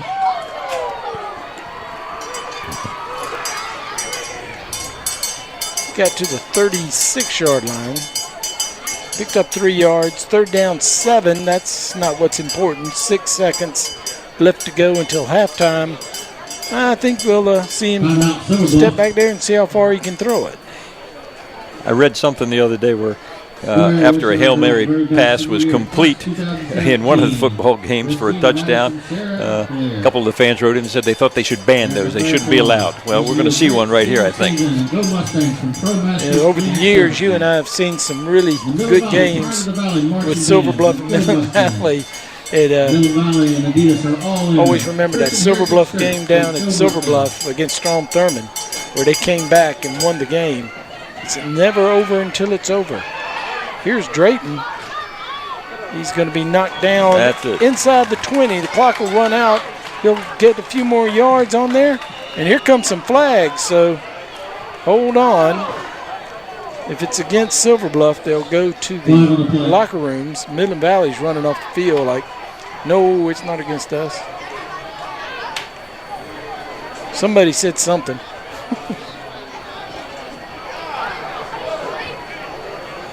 And here comes Midland Valley back.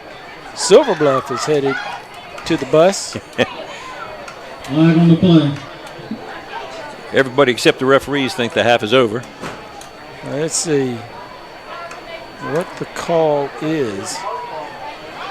They may have an untimed. It's halftime. That's what the call is. That's the right call. So they brought Midland Valley back to tell them it's halftime and you can go to your locker room. So that's the story here at halftime. Is Midland Valley a little bit of a surprise, up 20-6 over Silver Bluff. And the score doesn't surprise me as much as the fact that Midland Valley looks so daggone sharp tonight, both offensively and defensively. I think they've been playing very, very well. And it didn't look like an 0-3 team. Of course, now Coach Abel this week in the newspaper said, that's a pretty daggone good 0-3 football team, and I think he's exactly right about that. They're looking very nice tonight. Yeah, Silver Bluff came out and played a little tight there at the beginning. They had the turnovers, the intercepted pass for a touchdown. They had another fumble that didn't turn into points, and another botched kickoff that led to poor field position. And Midland Valley able to take advantage of that. Yeah, they were their own worst enemy at the beginning. There's no question about that. But especially Devontae Perry and Desmond Curry saw to it that they put them in a big hole to start the ball game. They did come back and score a touchdown on a nice drive, and they were moving the football right there after a gutsy call by the coach to fake the punt inside his own 30-yard line. Pretty gutsy, and it worked out for them. And now they're going to get the ball to start the second half. All right, it's 20-6 at halftime. We'll take a break, come back and listen to the tremendous sounds of the Midland Valley High School Marching Band when we return on the Game of the Week on ASTV and on WRDW My12. When I came in, Dr. Leah made me feel at ease. I felt comfortable. I wasn't as nervous as I usually am about the dentist. What set this dentist office apart from other dentists I've been to is the modern technology. When I came in, she pretty much explained everything, and I got to actually see what she was going to be able to do. I'm really terrified about coming to the dentist, but she made me feel so comfortable. Because of Dr. Leah, I can smile. What's the foundation for a great community? I'd say it's being there for your neighbors during the best of times and the worst of times. We have a hospital that does just that. Aiken Regional Medical Centers provides over $72 million a year in uncompensated care for those in need. I call that neighbors caring for neighbors.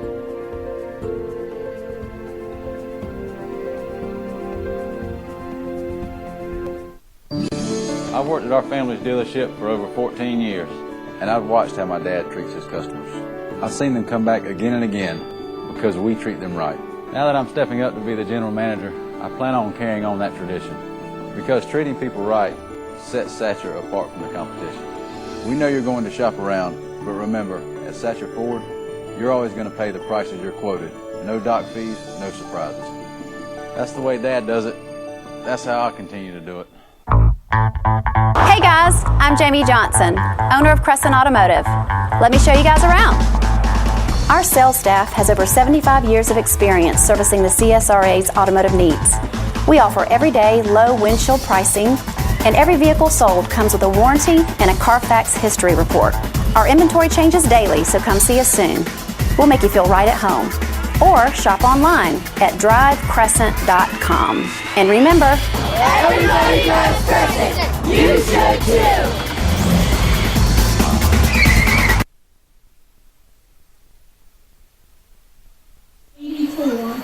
Back at halftime of the game of the week between Midland Valley and Silver Bluff, where tonight Midland Valley is up at half 20-6 over Silver Bluff. And we're getting ready to be entertained by the Midland Valley High School Marching Band.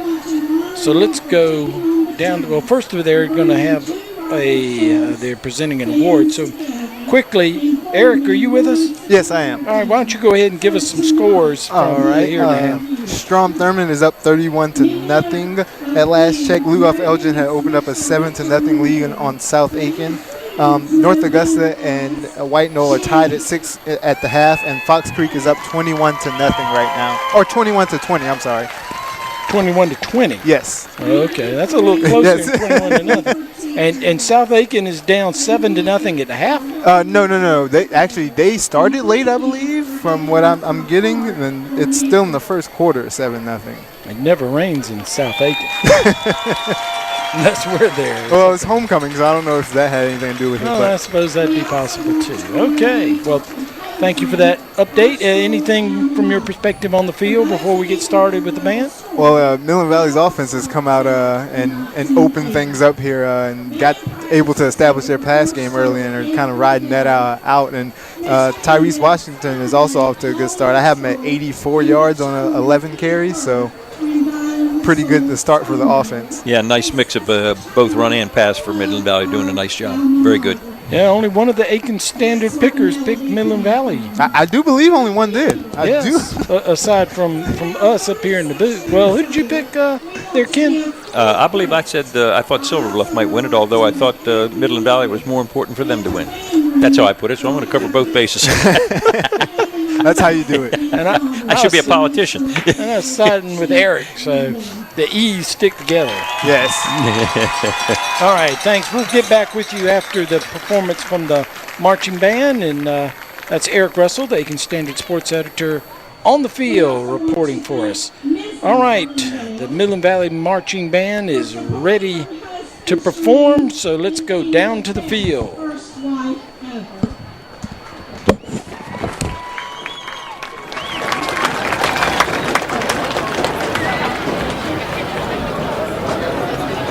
Oh, thank you, Mr. Lundell. We love you, and just thank you for everything.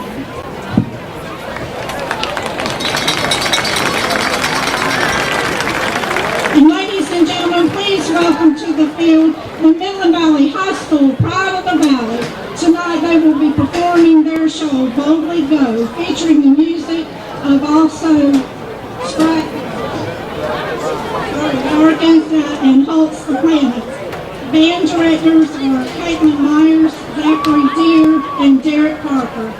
Student leaders are Drum Major Cameron Smith, executive officers Hunter Harris and Olivia Wilder, and section officers Christopher Mover, Wesley Guyton, and Daniel Coffin.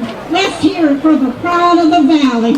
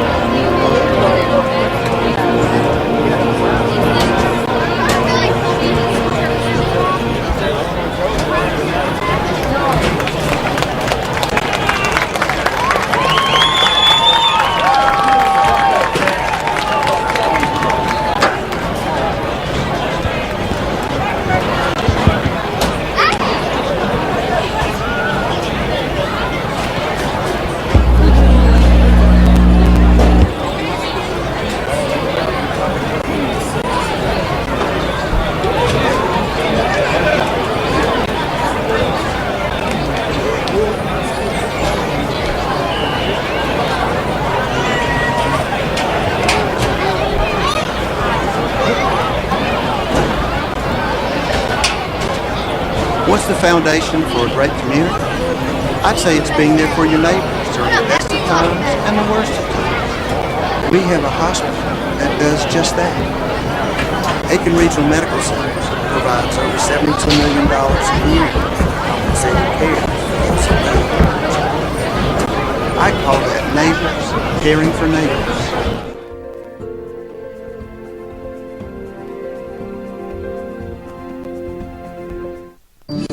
I've worked at our family's dealership for over 14 years, and I've watched how my dad treats his customers.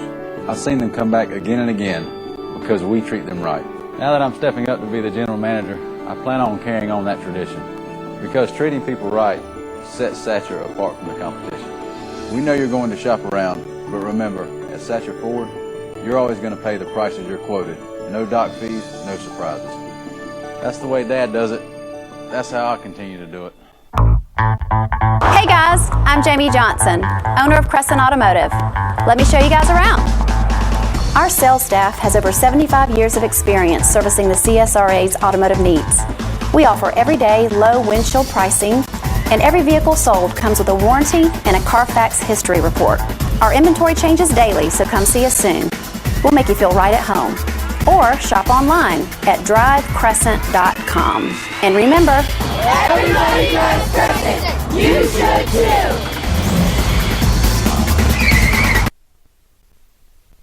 When I came in, Dr. Leah made me feel at ease. I felt comfortable. I wasn't as nervous as I usually am about the dentist. What set this dentist office apart from other dentists I've been to is the modern technology. When I came in, she pretty much explained everything, and I got to actually see what she was going to be able to do. I'm really terrified about coming to the dentist, but she made me feel so comfortable. Because of Dr. Leah, I can smile.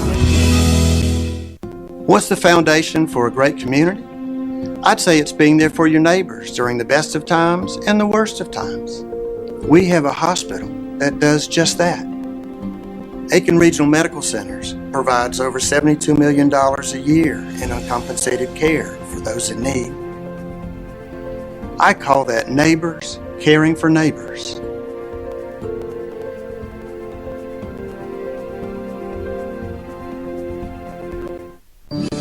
I've worked at our family's dealership for over 14 years, and I've watched how my dad treats his customers. I've seen them come back again and again because we treat them right. Now that I'm stepping up to be the general manager, I plan on carrying on that tradition, because treating people right sets Satcher apart from the competition. We know you're going to shop around, but remember, at Satcher Ford, you're always going to pay the prices you're quoted. No dock fees, no surprises. That's the way Dad does it.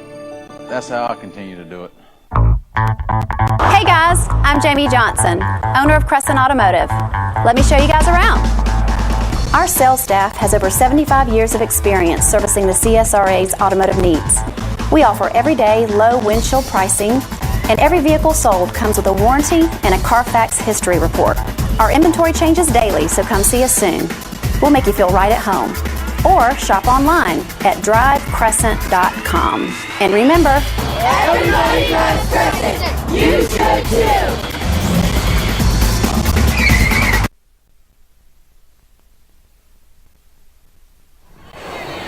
We're at the half. Midland Valley leads 20-6 as we get ready to start the kickoff. The Pendarvis kickoff coming up.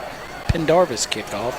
And we want to thank Chick-fil-A. Chick-fil-A supplied us with our pregame meal. Go by Chick-fil-A on Whiskey Road out in front of the mall in Aiken.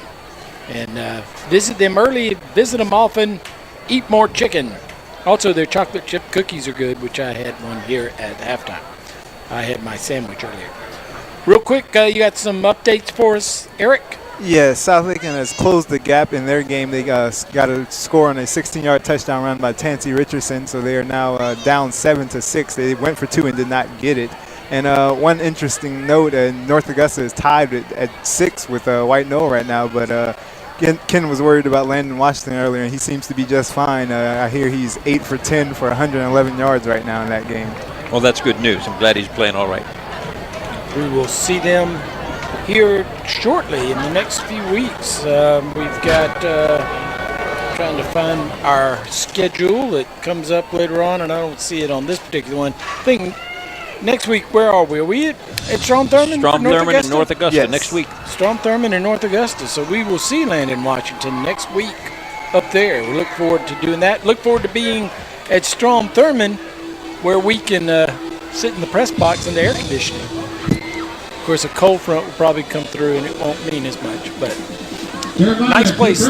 Always one of our favorite places to go, Strom Thurmond. We'll be there next week for that game. All right, Eric, thanks.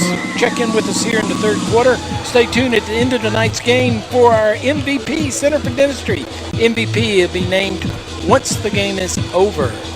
All right, the Pendarvis kickoff coming up. Silver Bluff won the toss. They elected to defer to the second half, so they'll get it first. They will defend the south goal. And that penalty at the end of the first half was walked off here at the kickoff, so they're kicking from the 25.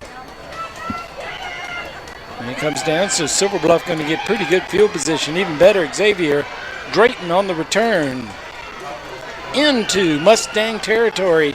He's down at the 41-yard line, and that's where Silver Bluff will put it in play. And one of those names that we call frequently, Ethan Ennis, in on that tackle.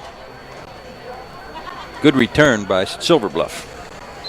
Jeremiah. Great field position. They're starting on the 41, Ed? 41-yard line? Yes. Chandler Law Firm, 1st and 10 from the 41. Cedric Trotty, the quarterback for Silver Bluff. Brings Drayton in motion, but gives off, and now in the clear. This is Man getting most of the carries tonight. Goes inside the 20 down to the 15-yard line on the first play from scrimmage. He picks up 26 yards. And a Chandler Law Firm, 1st and 10. And that's amazing. There were two Midland Valley defenders 5 yards deep in the backfield, and Man just ran right past them. Huge gain. So Midland Valley looking to score quickly, driving hard. This is going inside the 10, inside the 5. That's down to the 2-yard line. It's going to move the chains again. It's going to be a Chandler Law Firm 1st and goal. They're going to spot him at the 3. And how important is it for Silver Bluff to come out and really apply this? The return was great. Okay, these two runs have been great. And I don't know if you noticed, but number 75, Isaiah Green, 6'2", 265. He was leading the charge downfield that time. Way downfield blocking. Another good play. There's Wooten. He's down to the 1. 2nd and goal from the 1. Looks like he's inside the 1. We're just underway here in the third quarter. Midland Valley leads 20-6, but Silver Bluff threatening here on their opening drive.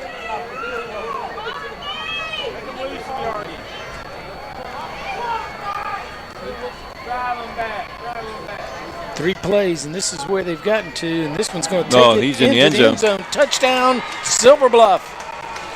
Very impressive. Very impressive. What a drive. They came out with a little mean on and a little mad on, and they just stuffed it right down the defense's throats, really, and took it into the end zone. So very impressive. 20-12 is our score. And that was Man on the touchdown, number 22. I think Coach Jenkins may have lit a little fire underneath him. You mean Abel? Abel. We got two different coaches. Don't trade coaches on them. They got 22s in the backfields and Washingtons galore and 2 new coaches. All right, they're going to go for 2. Going for 2. That's interesting because at one point we put them within 7. Not too much faith in their kicker, I'd take it. Now turns inside, hit at the goal line, pushes forward. He's not going to get in. Midland Valley stopped Silver Bluff on the 2-point conversion, so they're going to maintain an 8-point lead, 20-12, and that's a big stop. That is a big stop. All right, and of course it's still only a 1-possession game right now. They went for 2 that time. I'm sure they'll go for 2 next time if they need 8. That's obvious. Valley 20, Silver Bluff 12. We look at the DriveCrescent.com replay. 4 plays. As Coach pointed out, they got a good kickoff return from Xavier Drayton. got him across the 50 into Mustang territory to the 41. Second play gained 26 yards, or the first play got 26 yards down to the 15. The next play got 12 yards down to the 3, and took 2 plays to get it in from there. But Silver Bluff, in 4 plays, gets down, scores, and cuts it to a 1-score game.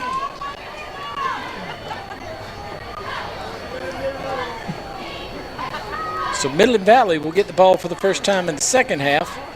They have led the whole game.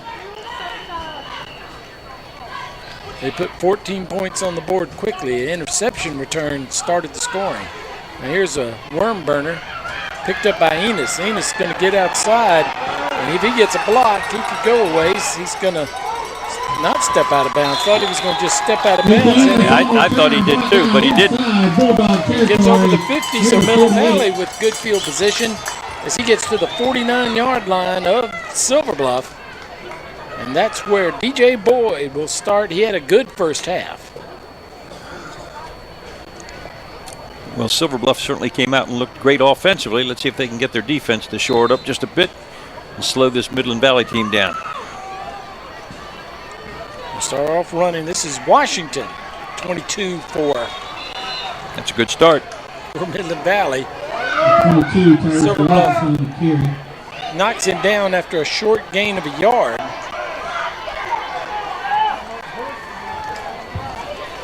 They're going to say no gain, 2nd down and 10. Jones and Bing in on that tackle. Number 51, Markel Bing, and number 52, Marlon Jones. Help stuff things. Will Sheehan split wide to the right. Enos out to the left in the slot. Now looks to the left, comes back to his right. Under pressure. Gets away first, but now sacked back at the 45-yard line. That's going to be a loss of 6 yards. 3rd down and 16 coming up. And number 53, Markel Bing, that's a big play. He's their nose guard, okay, and on that play. And I think he was a left tackle, or left end, as a matter of fact, instead of the nose guard. But that was great pursuit by him. Fought off a blocker, made a nice tackle, throws him for a big loss. And Boyd is deceptively not so much fast as elusive. He is elusive. All right, long 3rd down here. Fakes the handoff, drops back pass, looks to his left. He's under pressure again. Stops, going to throw it downfield, long pass. Oh, Enos picks it up. I thought it was going to be intercepted. That's a 55-yard touchdown pass to Ethan Enos. DJ Boyd put it up there. Silver Bluff had stopped and was waiting for the ball, and they just didn't get back far enough. Well, we got to see that again. I think the defender actually touched that football and tipped it into Enos's hands. Silver Bluff definitely had position. Oh, they were right there. And I'll tell you what, Ethan Ennis has had a big impact on this game in the last couple quarters. You know, he's a name that we've known from the past, who's played very well in the past. He's a senior now, and he's one of the leaders on the team, and now he's calling for some help out on the field. Oh, I see. It's a two-point conversion. And he faked out Silver Bluff, and it was a trick play. And the coaches congratulate themselves on the 2-point conversion, 28-12. That is reminiscent of the lonely end and other sneak plays that football teams run, because Ennis was there imploring the sideline to let him know what's going on and what we should do, and they snapped the ball, and I'm sure everybody was watching Ennis try to get a play called in there. Well, let's see what we've got on the DriveCrescent.com replay. Just take a look at the touchdown pass, not to mention the 2-point conversion. Was quite a bit of excitement on both plays. This is the touchdown.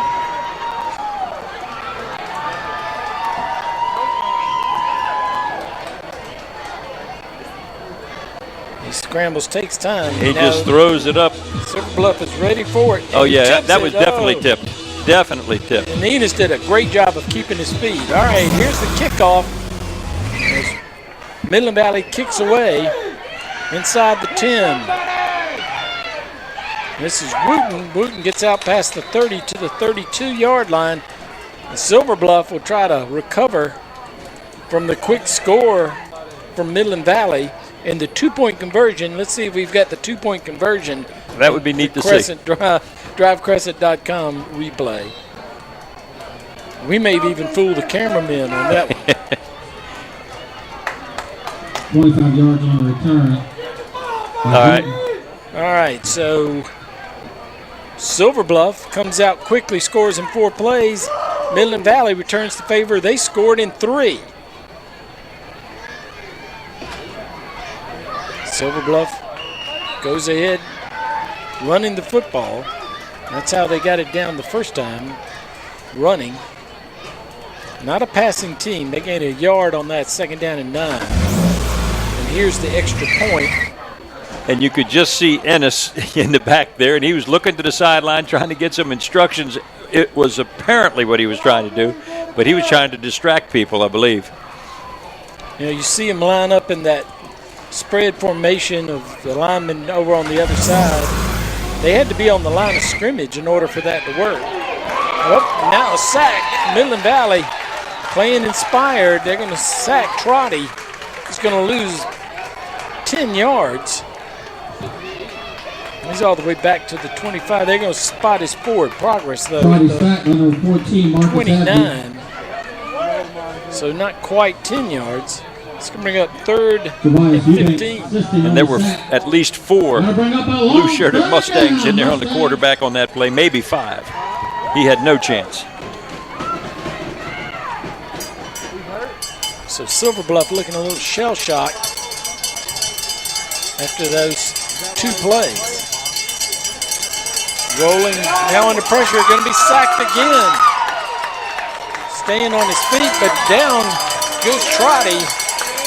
They'll mark his forward progress back closer to the 20. I think they'll say he's at the 18-yard line. And it's going to bring up 4th down and 25.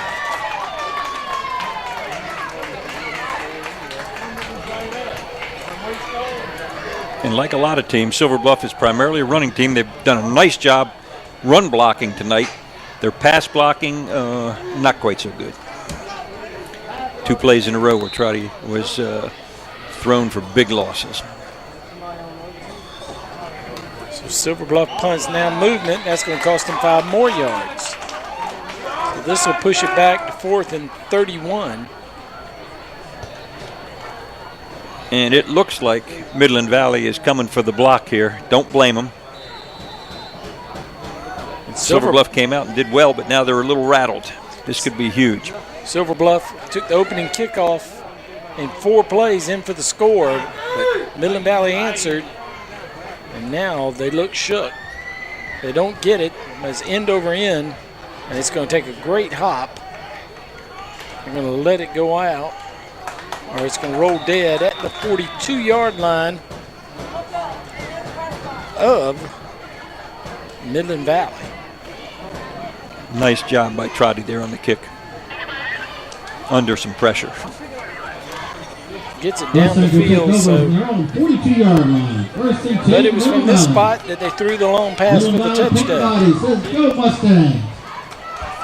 So our score 28-12.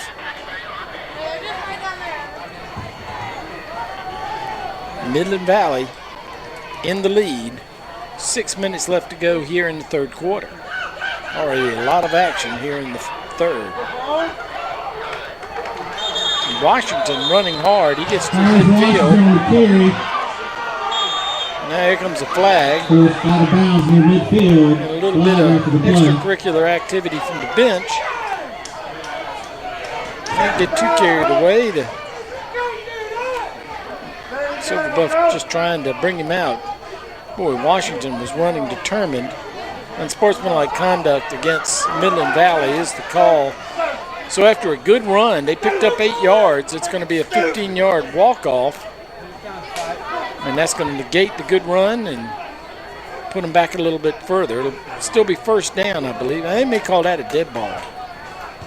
That's all the way back to the 35. And now we're going to have a timeout on the field. Midland Valley calls a timeout. We got a Bragg Heating Company timeout. We'll take it with them. We'll be right back.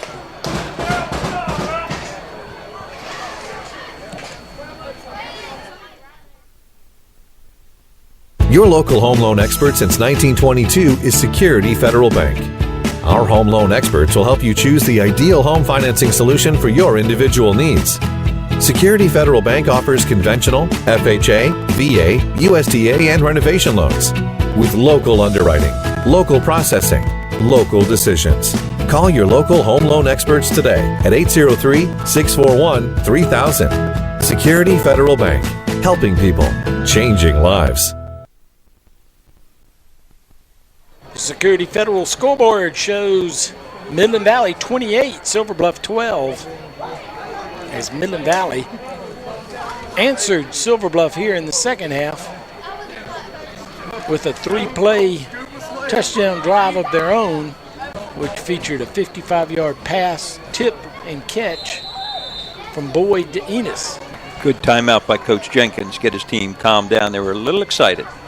Now looking to pass again. He looked at that slant. Now he's going to run to his left under pressure. He escapes. Now he's really under pressure, in trouble, and he throws it down the field. He gets it over the line of scrimmage. He's definitely out of the tackle box. Don't know if that's high school, that's college. I'll tell you what, Ethan Ennis is impressing me. On that play right there, the quarterback, I think, was just throwing it away, but Ennis threw his hands up as if he was the intended receiver to make sure the referees knew that there was somebody in the area, and pretty smart. So, a lot of running around. Incomplete pass, second down, and 17. Hands it off, knocked down right in the backfield. Gonna lose 4 yards, maybe 3. Yeah, they're gonna say he got to the 31. So it's gonna bring up 3rd down and 19. So both teams now going the wrong way on offense in their second possession of the ball game. Markel Bing and Keyshawn Walker help stuff that, the nose guard and the linebacker.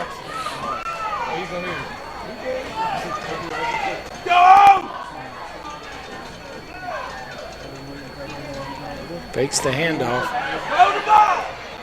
Throws it down. He's got a man out there. It's incomplete. Enos broke it up. Almost again.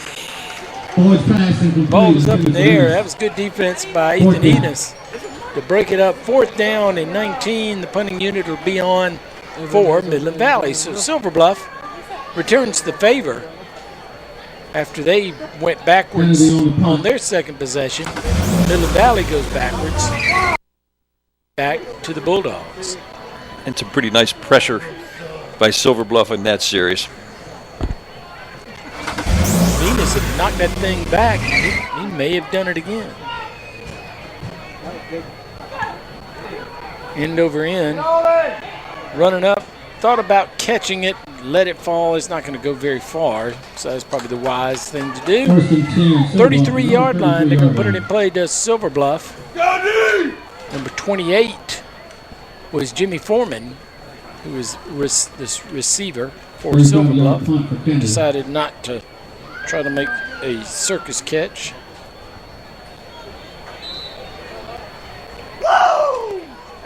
So Trotty will try to get it started again. Got to believe they'll keep it on the ground here, if they can. They were successful on their first possession, going 41 yards in 4 plays. Now that's going to be offsides against Midland Valley. That's a good start for Silver Bluff. Yep. Got them to break that plane. That's an automatic offside on the defense if you get them to do that. Offsides on the Mustangs. So this will be 1st down and 5. Chandler Law Firm, 1st down. You know, as I look at those plays, and we see that all the time, if those linemen don't touch anybody, I don't think it should be a penalty if they're in the process of getting back, because really that gives the offense an advantage. You got the defenders moving backwards. Right. Well, that ball's on the ground and is recovered. I'm not sure if that was Wooten or Mann that came up and covered that.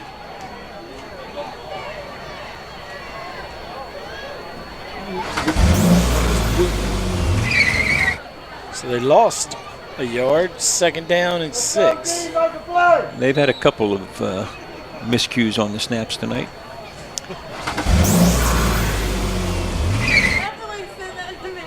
They've shot themselves in the foot a few times tonight on fumbles. They've lost and recovered. And there's another one. They're having problems. And something's going on there for quarterback sure. center exchange. And Midland Valley's going to get this one. So another turnover for Silver Bluff. Midland Valley going to have great field position. They'll have the ball at the 37-yard line of Silver Bluff. Chandler Law Firm, 1st and 10, going the other way. 1st and 10 Mustangs from Silver Bluff, 37-yard line. And I think either Deshaun Gartrell or Tank Williams should get credit for those fumbles. They were doing something that the center didn't like or upset him. Now the two Come away with the in a football. row. Yep. Boyd fakes. Now he goes down the field. This is Shepard. He had him. Pass incomplete, intended for Sheehan. Sheehan had a step. He sure did. Boyd threw it a little bit too far. 2nd down and 10. I like the call, though. I mean, it went right for the throat.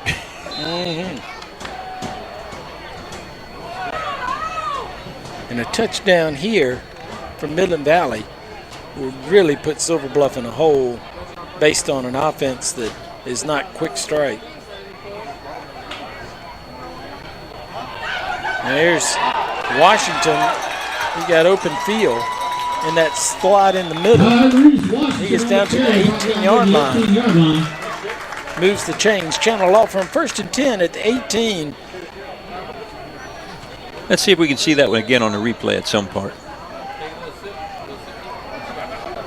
Washington run. When we get a chance. Mustang, 1st down. Here's Washington again. Washington having a big night. That's a nice read there. Excellent run.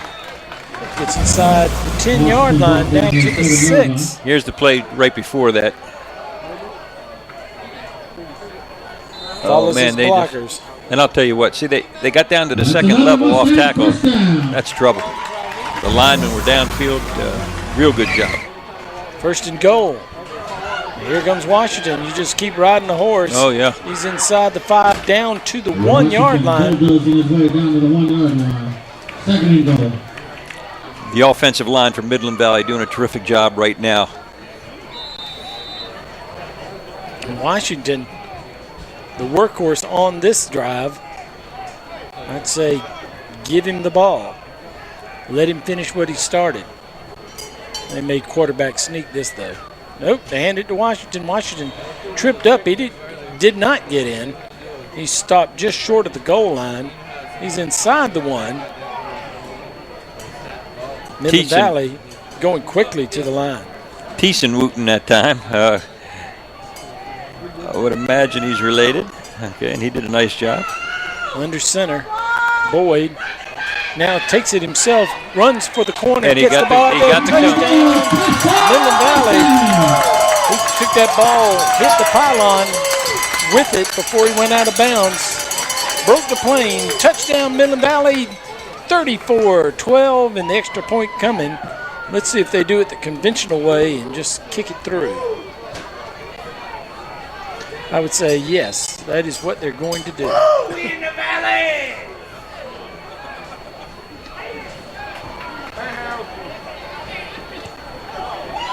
Kick is up, kick is good.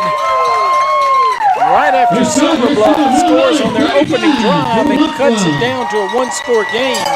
20-12, Midland Valley answers with 2 touchdowns with the assist on a turnover by Silver Bluff, and they're now up 35-12 in quite a change of events. Absolutely, and let's give some credit to these linemen that have been playing so well all night for Midland Valley. Tyrese Cohen, number 72, okay, at the left tackle. All right, Dakota Banks is the left guard, number 73.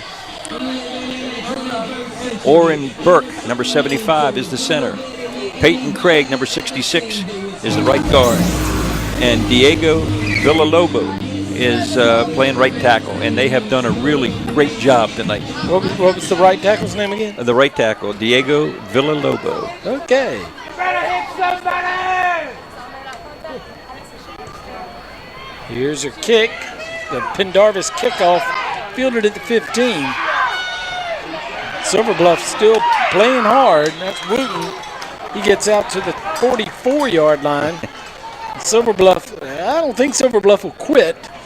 We've got 2 minutes and 6 seconds left to go in the third quarter. Not a whole lot of time for a team that usually is a fairly methodical run the football team. No question.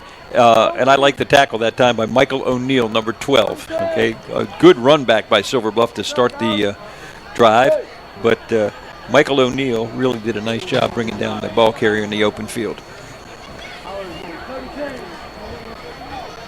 So Trotty will lead the team back out and see if he can get something started here. Be interesting to find out what happened to Jamal Washington, the running back from Silver Bluff, whether he's hurt or if there's some other problem. He didn't play tonight.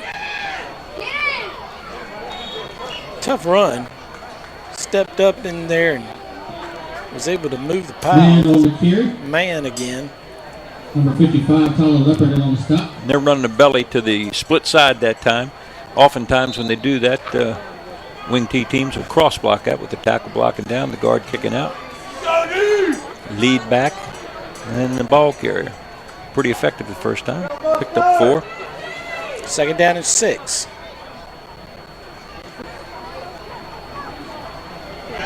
Now going to keep. Trotty dives forward. He cracks midfield. It's going to be a couple of yards. It'll bring up third down and 5. Trotty keeping brought down. Maybe third down and 4. As they spot it. And that brings up another third down.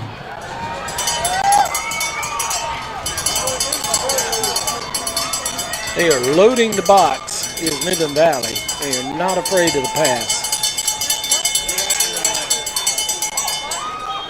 And Big Tank Williams makes the tackle. Stop by number 74, Tank Williams. Squished the running back, Wooten, that time. They picked up a yard. Fourth down and 3. Silver Bluff will go for it as the seconds ticking off here in the third. Watch the ball. Go deep. They do need to run a play. They can't All right, run it up. Mustang fans, it's 4th down. Let's make some noise.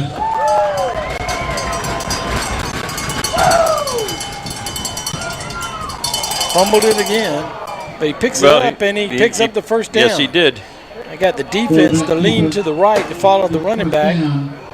Trotty able to pick it up and muscle his way to the 45 where they'll move the chains. It'll be a Chandler Law Firm 1st and 10 when we come back to start the fourth quarter with Midland Valley up 35-12 over Silver Bluff. You're watching the game of the week on ASTV and WRDW My12. Hi, I'm Richard Pendarvis. For over 63 years, my family's been serving the CSRA. Their success is credited to a no-hassle and truly enjoyable experience. Repeat and referral business along with the best prices, service, and selection is what keeps them ahead of the competition. So if you or anyone you know is in the market for a new, used truck, car, or SUV, make the short drive to Edgefield, South Carolina. And hey, let us put a new Chevy in your driveway.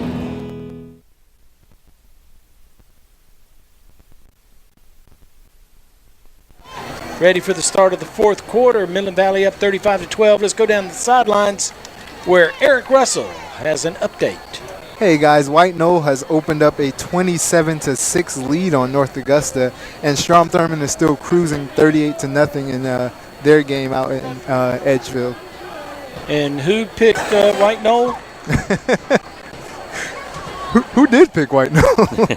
I picked White Knoll. I told them that they would. Said they'd be tough. They're a 5A school. South Aiken played extraordinarily well in that game where we saw them, and they're 2-1 on the season. So it doesn't surprise me. Nothing against North Augusta. It's just White Knoll's probably pretty tough, and they're hungry. Also, real quick, South Aiken is up 13-7 on Rudolph Elgin. Good news. Thank you, Eric, for the update. Let's go back to the field. First play of the fourth quarter. Trotty rolling to his left. Looks downfield, throws. Got a good arm, but the receiver was outside. He threw it inside. And goes incomplete. And that's tough. Young man's right-handed. He's rolling to his left and has to pull it up and try to throw it down the field. Didn't get a whole lot on that, frankly. He's a junior. Tough play. And, he shows signs of being a good football player. He's a big, tall guy. He's got a good arm. Yeah, he is a good football player. Big, strong kid. That's tough for anybody, though. We asked Eric at the break if he knew what was wrong with Washington from Silver Bluff, and he did not know. And here comes Mann, the other number 22 on the field tonight. And he picks up a Chandler Law Firm first down as he gets it down to the 32. That was another poor exchange from the center and the quarterback. And instead of the quarterback running that ball this time, gave it to Mann. But it seems to disrupt, or maybe it sets up their blocks a little bit because they picked up good yardage, and that was a play that could have been a disaster.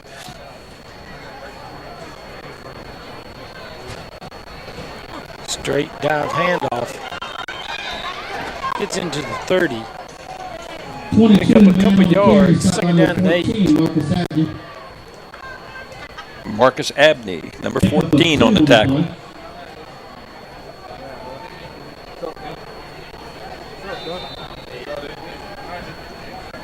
I mean, you see why we say that Silver Bluff would be hard-pressed to come back in the game and score this many points. As you see, they're a little more methodical than what Midland Valley does. And here comes Xavier Drayton, who went out for a short time in the first half. He's back playing, picks up good yardage. It's going to bring up third down and 2. So he picked up 6.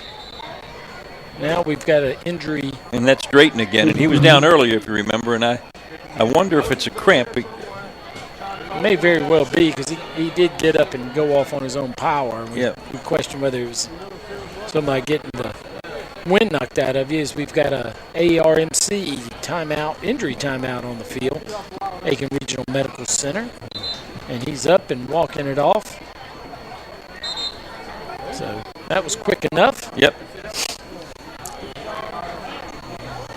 Again, stay tuned at the end of the game. After the fourth quarter, we'll name the Center for Dentistry MVP of tonight's ball game.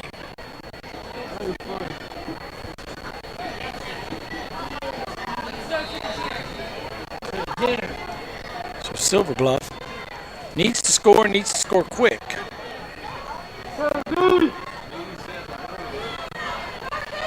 Third down and 2. There's movement. No, they didn't call it. There's all kinds of movement. Now that's fun. That's not right. They didn't call it the first time. It was like, well, they felt sorry for him and let him go away with it, and then they do it again. Well,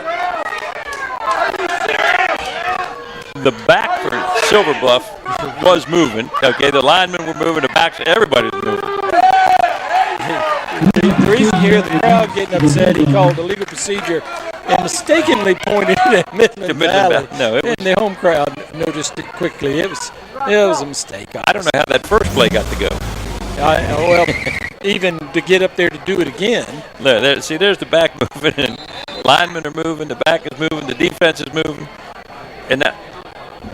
I don't think I've ever seen that. I don't know what that was. Third down and 7. Dive goes nowhere. Oh, Tank. Tank's played a good game. He's having some fun. I don't know that Silver Bluff will face many people bigger than Tank Williams this year. And, Silver Bluff's got a couple large young men out there, too. But overall, you're right. Midland Valley's a little bit bigger and stronger, it looks like. And we know that Silver Bluff has got a number of sophomores on their team that are playing roles. They could probably use another year to get a little bigger and stronger. And they will.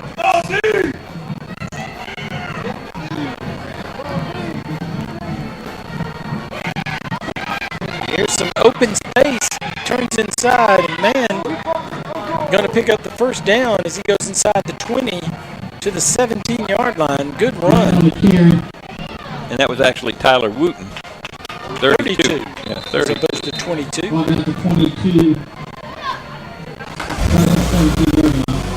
So Silver Bluff still in business. First and 10, Silver Bluff. Nice run. Mustang 17-yard line.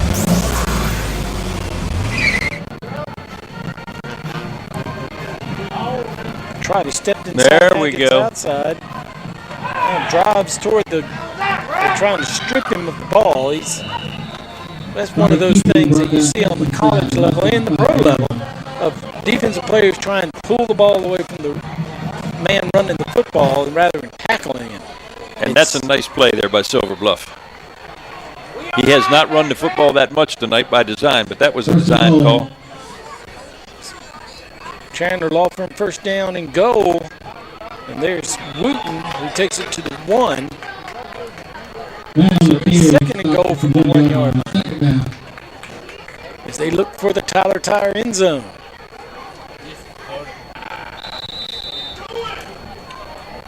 Yeah, what are you doing? Man in motion, dive play in the end zone. Touchdown, Silver Bluff. So Silver Bluff won't go quietly into the night with the full moon. They're going to see what they can put on the board. 18 points. It's 35-18. And probably a 2-point conversion coming. Raekwon Mann, nice run, and a little good sportsmanship there. A couple of the Midland Valley guys gave him a little pat, said, you know, got to give it to you. Tough little run. So pistol formation as they go for 2. Ball rolls back there, and now it's busted and blown up.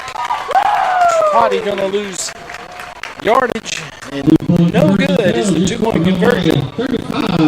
But they do get on the scoreboard, get it in the Tyler Tire end zone. It's 35-18, and a Pendarvis kickoff forthcoming. And you think we'll see an onside kick? You know what? I don't know why not. You might as well try. You might as well. I mean, he went for it deep in his own territory at the end of the first half. Why not do it here? At this point, I don't think he has much to lose. Well, the thing about it is you got nothing to lose. It's good practice. If you're going to try an onside kick at a time where it probably would maybe be the difference in the game. Keeping everybody pumped up and excited. The Middle Valley student section, the Blue Crew.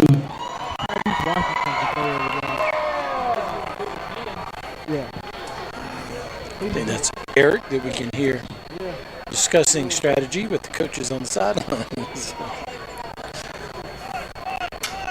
Huh? Yeah. Midland Valley certainly thinks it's going to be it looks like an onside kick. They're all up there. Pops it up in the air behind him. That's not a bad idea. Yeah. Nice catch. That was a nice try. That was the type of play, if it gone just another yard, I don't know that he catches it. Zach Johnson made a very nice over-the-shoulder running catch. He sure did. To keep the ball in possession of Midland Valley. If it falls and hits the ground, you don't know where it's going to go. And good the hands. Silver Bluff guys were going to be down there quick. Yeah, I like that strategy. So Midland Valley will try to run this clock as much as they can. Brings a man in motion, hands off on a little delayed draw. Gets to the 31-yard line. Pick up a 5. Second down and 5. And we've got another player on the field with another ARMC timeout. One of the big offensive linemen. That's big number 72, Jermaine The way Elmo. he's reacting, he's got a cramp down. Yeah, he's trying to get up. There ain't nothing worse when you have a cramp and try to get up.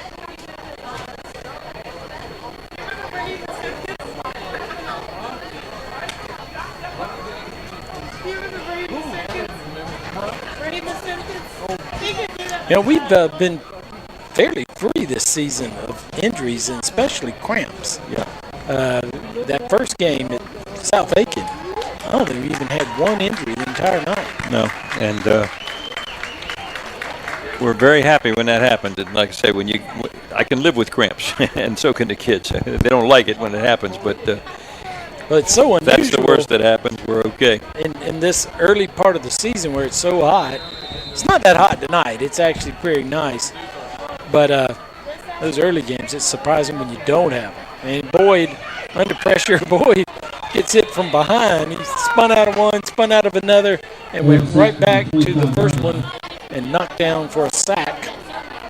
So Silver Bluff gets the sack. Now another one of the big linemen down for Midland Valley. A couple of their big guys are struggling here. And that looks like cramps too. All right, we've got another ARMC injury timeout on the field as big offensive lineman stretches it out. And I believe you're right, Ed. I think I'm looking through the glasses here, and I think it's another cramp. He's ready to get up. Here we go. He's a big one. They're going to reach down and pop him up. You got a couple good-sized coaches there, and you need to be for that young man. That's why you drink a lot of water. Not only on game day, game week. Yep. Yeah, you can tell by the way he's walking. And he's smiling, but the coaches probably aren't all that happy because their quarterback just took a sack. Their two starting offensive tackles are both on the sideline now with cramps. Here comes the first one back. Okay. So Elmore is back on the field. While Lamar goes and walks it off. And, we think they have a comfortable lead. They are ahead by 17, but you never know. They're going backwards right now. It's a little bit sloppy. Definitely lost the rhythm. Third down and 11. Going to hand it off to Enos. Enos tries to get back, and he's hit hard. And that's Keshawn Walker again. He called his name tonight. Making the tackle. So they lose yardage on the end around. Fourth down, the punting unit comes on, and that was not too successful at running the clock. Not at all. And barring a miscue, Silver Bluff is at least going to get good field position. Could be outstanding field position. In fact, I think their receiver could move up a little bit. Jimmy Foreman deep to receive. Oop, almost got him. He may have gotten a piece of it because he went straight up in the air. And it's going to roll back. Tremendous field position. 35. Inside the 40. It's about a 12-yard punt. And as you said, he scored a touchdown here. Then they'll get to do what you said. They'll kick an onside kick that's meaningful. They can get back in the ball game.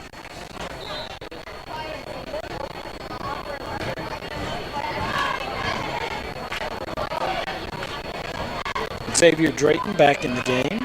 He went out for a little while. Man in the tailback position. Uh-oh. That's a busted play. It sure was. And worst feeling in the world for a quarterback. Turn around and say, uh-oh. And there's nobody there. A busted play, and I'm going to be busted. He did gain a yard out of that. Where is he? And you've got your back to the defense, and you don't know where they are. Now he gets it off.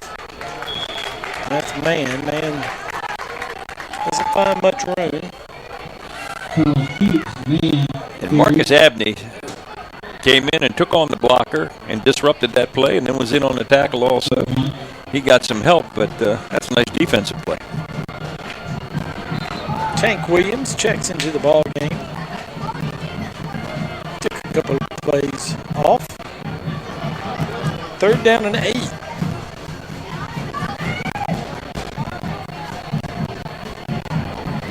That's a double inside handoff. And Drayton ran hard, still running hard, and that's going backwards the wrong way now. Now, you know, over the years, and we haven't mentioned that tonight, but over the years, Silver Bluff made a living running that crisscross, double handoff in third and long situations and so on. They used to do that almost automatically when they had a situation where they needed a long gain. It's the first time we've seen it tonight, and it was not very successful. He actually lost 5 or 6 yards on the second effort, so it's 4th down and 14. Drayton comes in motion. Now going to drop back the pass. Going to throw it down the field. It's going to be intercepted. That's one where the coach will say, you know, if you dropped it, it'd been better off. But it's awfully tough for a high school kid not to go ahead and catch it if you can. And that's an interception for Midland Valley. And that's Mike Brown, free safety. By number 6, Michael Brown. And you're exactly right, Ed. And we've seen a couple tip plays tonight. You don't want the guy to drop it on purpose back in that situation. Catch the ball, we've got it. Now all we have to do is hold on to it for a couple minutes, and we've got the ball game. Of course, we didn't do a very good job the last time we had it, so let's see what happens now. It is 4:20 left to go in the ball game. 35-18 is their score. 14-yard line. They need a couple of first downs, and Midland Valley can run the clock out.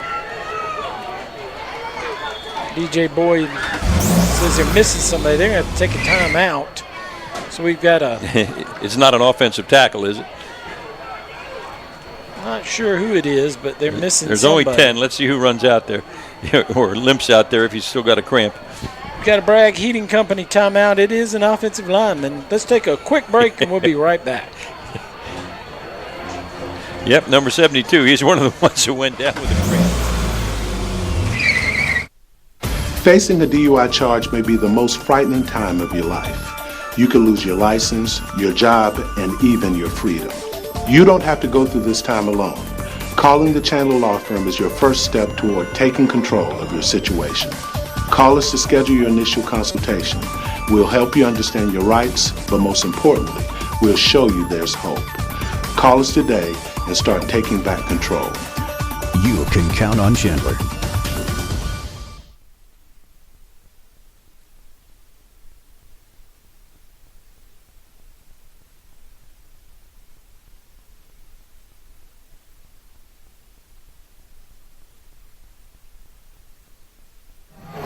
Back after the timeout, and Midland Valley completely out of rhythm now as this game is kind of gotten disjointed. Some cramped injuries.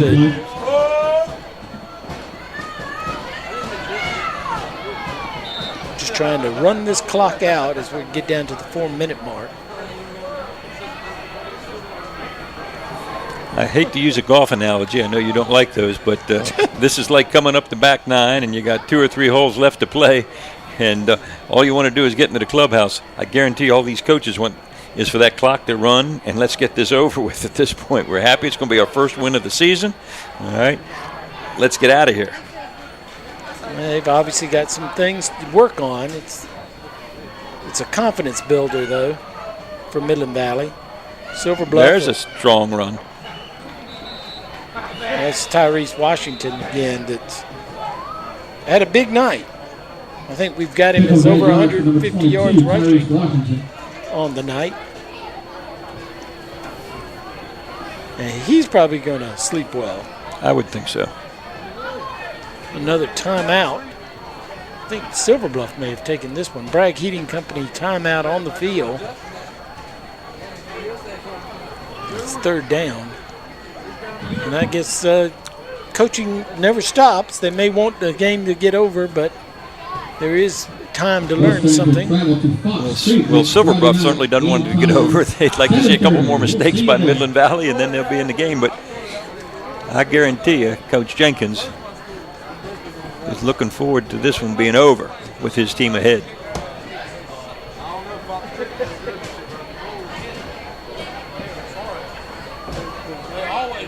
We didn't get to do the first Silver Bluff game that we carried this year as the hurricane went through and screwed up the schedule. Neither one of us could be there.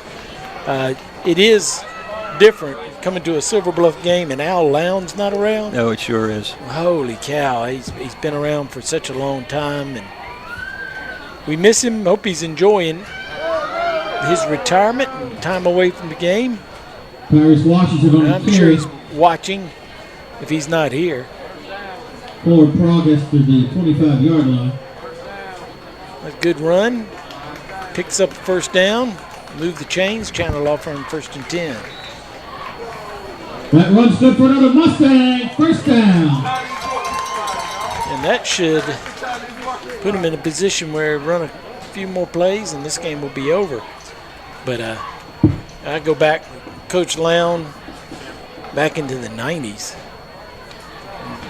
He was around some of those great football players that played at Silver Bluff back in those days and the state championships they won. And of course, it's different for Midland Valley, too, so they're so used to Coach Knight, and that's another thing. We're so used to Coach Knight being around as well, and this rivalry being the rivalry of two good friends of Coach Knight and Coach Lown. And both of them retiring after last season. It is a different era. And, you know, you got to give these kids credit. All right, they have to learn some new things, and it may be the same plays that Silver Bluff is running.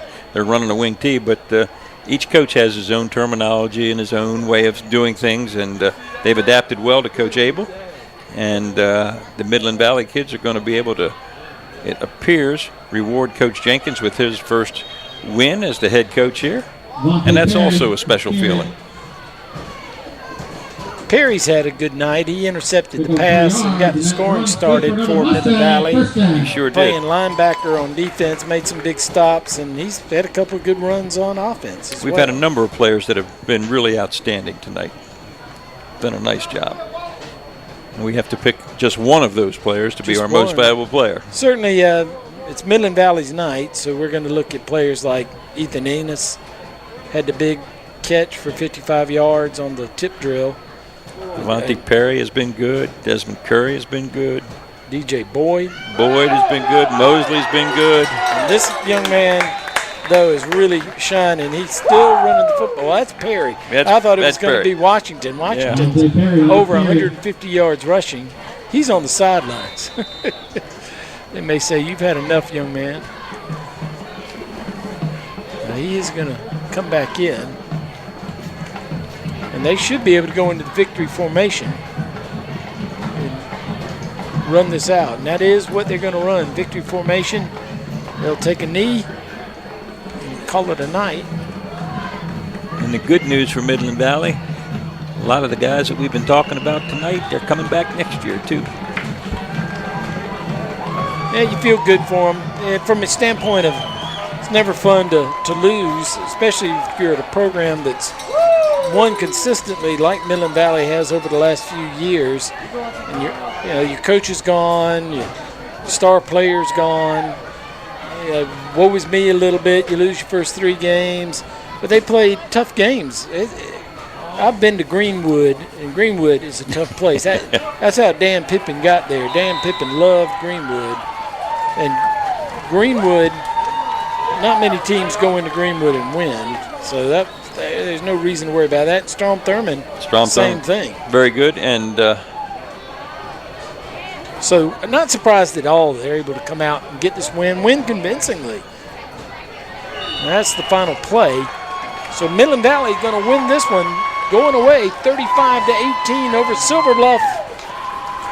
And it's Coach Jenkins' first win of his career. Yeah. And he's got to be happy. The kids are happy. The coach is happy. They dumped Gatorade on him, so that's number one. Coach Andrew got to celebrate. First of many wins As the PA announcer just said, hopefully that'll be the first of many more wins to come will be home next Thursday for Midland Valley in the future. Silver Bluff will be fine. They'll bounce back and get back to it. They're going to be a team to reckon with in their conference. I do believe you're right. They played up again. They played up 2 levels tonight, and it was a battle. and they had their moments where they did very, very well. And when they get back against competition that's more their size, I think they're going to be just fine. And we'll have them again later in the year. We'll get to see them as they close out the season against Barnwell at Silver Bluff. So that'll be fun. We'll get to see Barnwell again and Silver Bluff. Midland Valley, we got them again. I think we have them against North Augusta at North Augusta later in the season. So we'll look forward to that as they play North Augusta for the first time in conference. So that will be exciting. And we'll move on into conference play here shortly. I think we've got another week or so. Next week we go to Strom-Thurmond for North Augusta Strom-Thurmond. All right, we'll take a break, and we'll come back and we'll talk to a coach and maybe our MVP, as we'll name the Center for Dentistry MVP when we return on the Game of the Week on ASTV and WRDW My12. When I came in, Dr. Leah made me feel at ease. I felt comfortable. I wasn't as nervous as I usually am about the dentist. What set this dentist office apart from other dentists I've been to is the modern technology. When I came in, she pretty much explained everything, and I got to actually see what she was going to be able to do. I'm really terrified about coming to the dentist, but she made me feel so comfortable. Because of Dr. Leah, I can smile. There are a lot of good car dealers around. Some have better prices than others. 9 times out of 10, B&B Ford has the best price. Give B&B Ford a try before you buy. Anything from anybody, anywhere, at any price. Click b-bford.com or call B&B Ford. It takes just a minute of your time to see if B&B Ford can save you money. Remember, B&B Ford is a good dealer with better prices than most. And most times, we have the best prices of all. What's the foundation for a great community? I'd say it's being there for your neighbors during the best of times and the worst of times.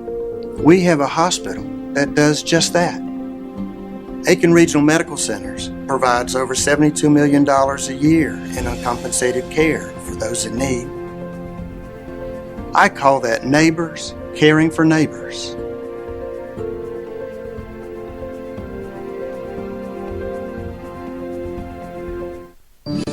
I've worked at our family's dealership for over 14 years, and I've watched how my dad treats his customers.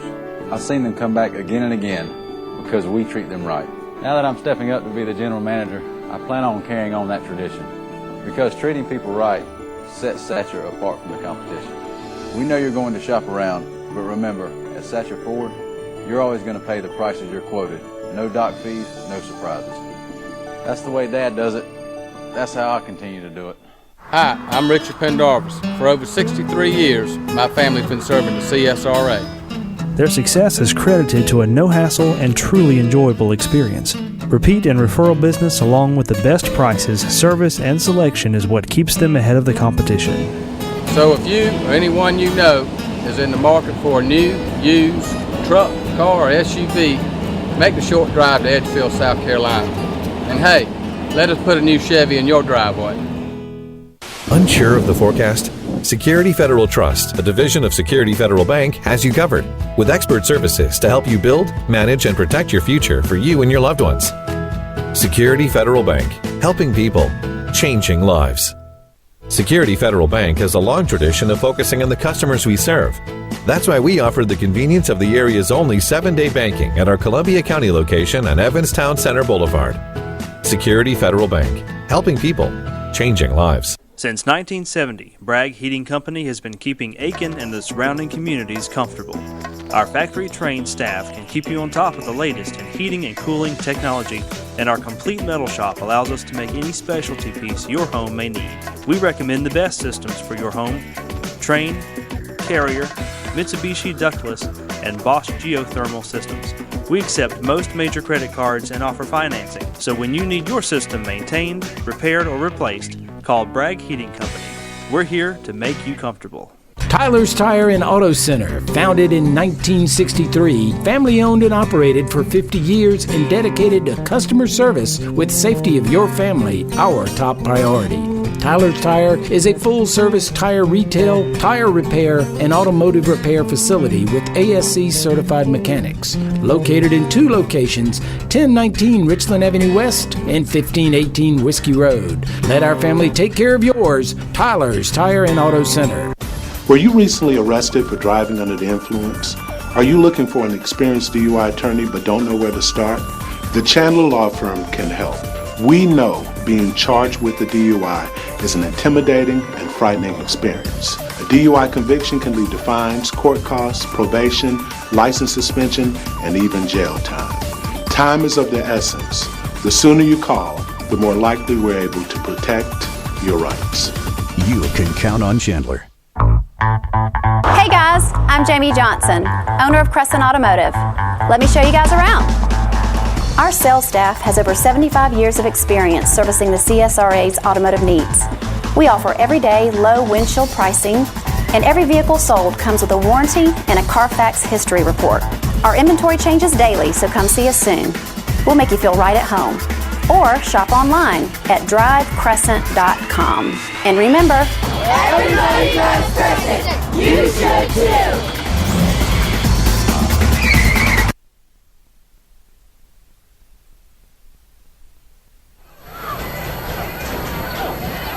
Final score here tonight on the Game of the Week. Midland Valley High School, the Mustangs, host their rivals, the Bulldogs of Silver Bluff, and come away victorious. Their first win of the season, the first win of the Andrew Jenkins era, is a big one, 35-18.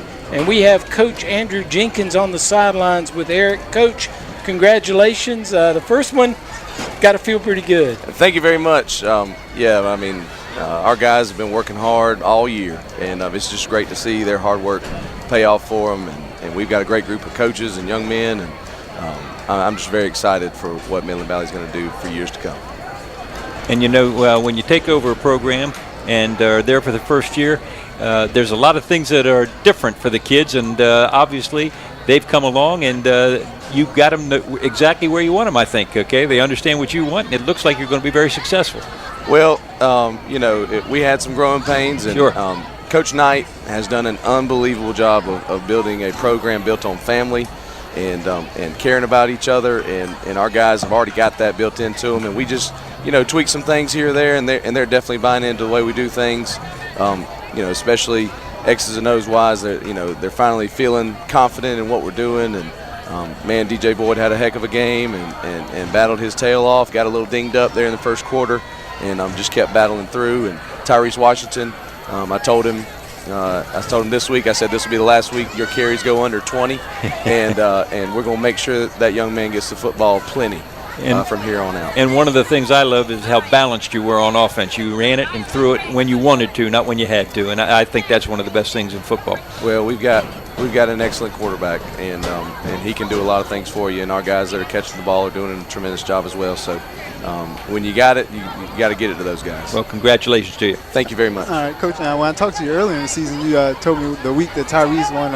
Offensive Player of the Week for you guys, it was his effort that did it. Kind of, what's it like to have him give that effort and then to have him come out and put up big numbers as well? I tell you what, we've been making highlight tapes for our young men, and his first 4 plays of his highlight tapes were blocks.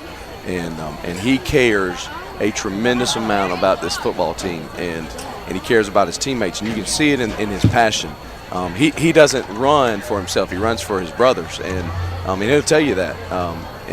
And it just his effort is contagious. When he starts going, we start going, and I'm just proud of that young man. He's battled through some adversity in his life.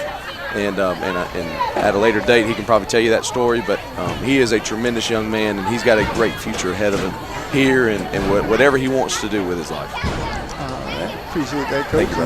Let's chat with Tyrese. Sure. All right. Thank you, Coach. We congratulate you on your first win, and I'm sure it'll be many, many more coming down the road. And tonight's Center for Dentistry MVP is Tyrese Washington. Congratulations, Tyrese.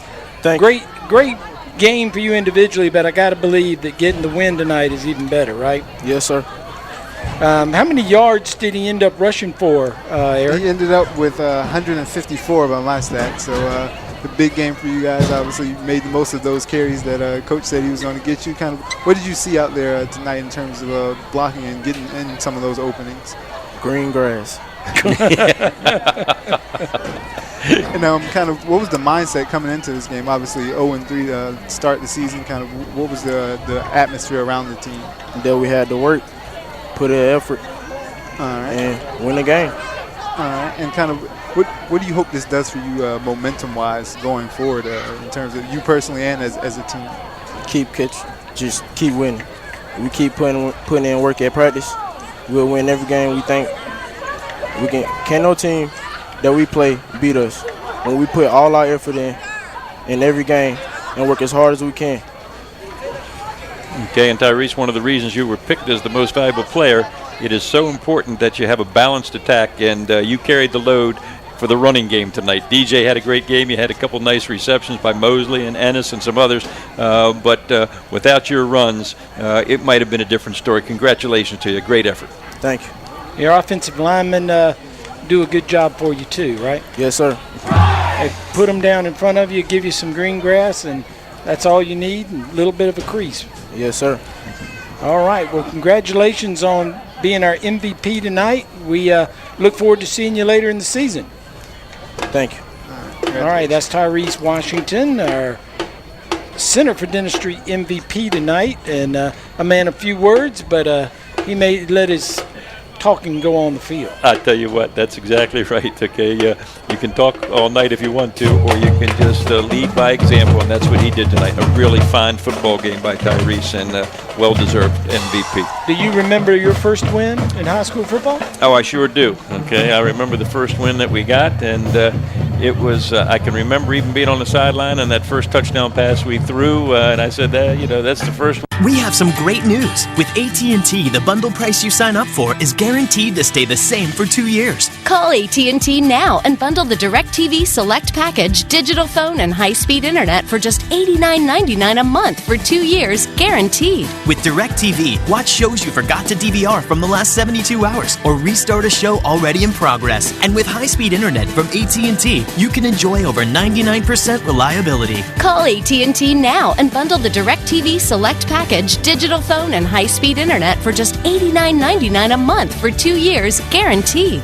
And now, monthly internet equipment and HD DVR service fees are included in this bundle price. Switch today, and if you sign up for the DirecTV Choice Package or above, you'll get a bonus $100 reward card. Hurry, this offer ends October 2nd. With AT&T, you only have to pay one bundle price, the one you sign up for. Don't wait. Call 866-ATT-SAVE and switch today. You are watching My12 TV, digital channel 12.2. The Insider, tracking the biggest stories making news today. And it was all about you. What does the song mean to you? It's like I said, it's breaking out of a situation. You are the one thing in my way. Number one, did Taylor's ex put her on blast in a new song? Could be about a relationship. You were in my way. And has that ever happened to you? How Calvin Harris may have just out-swifted Taylor. Then Sarah Palin goes head-to-head with Alec Baldwin. What the hell are you doing? And how is her daughter Bristol adjusting to a new husband and baby? Number three, inside Dancing with the Stars injury report. Look at this. I am toast. Whose bruises could keep them out of the ballroom? Plus, your insider bonus, are fashion films stretching the truth? Okay, now Chanel, you're in desperate need of Chanel. From free designer duds to runway babies, we're separating the fact from the fiction. What you see in movies is about 50% true, 50% fake. Now, The Insider, tracking Hollywood from the inside out. Emmy fever is underway.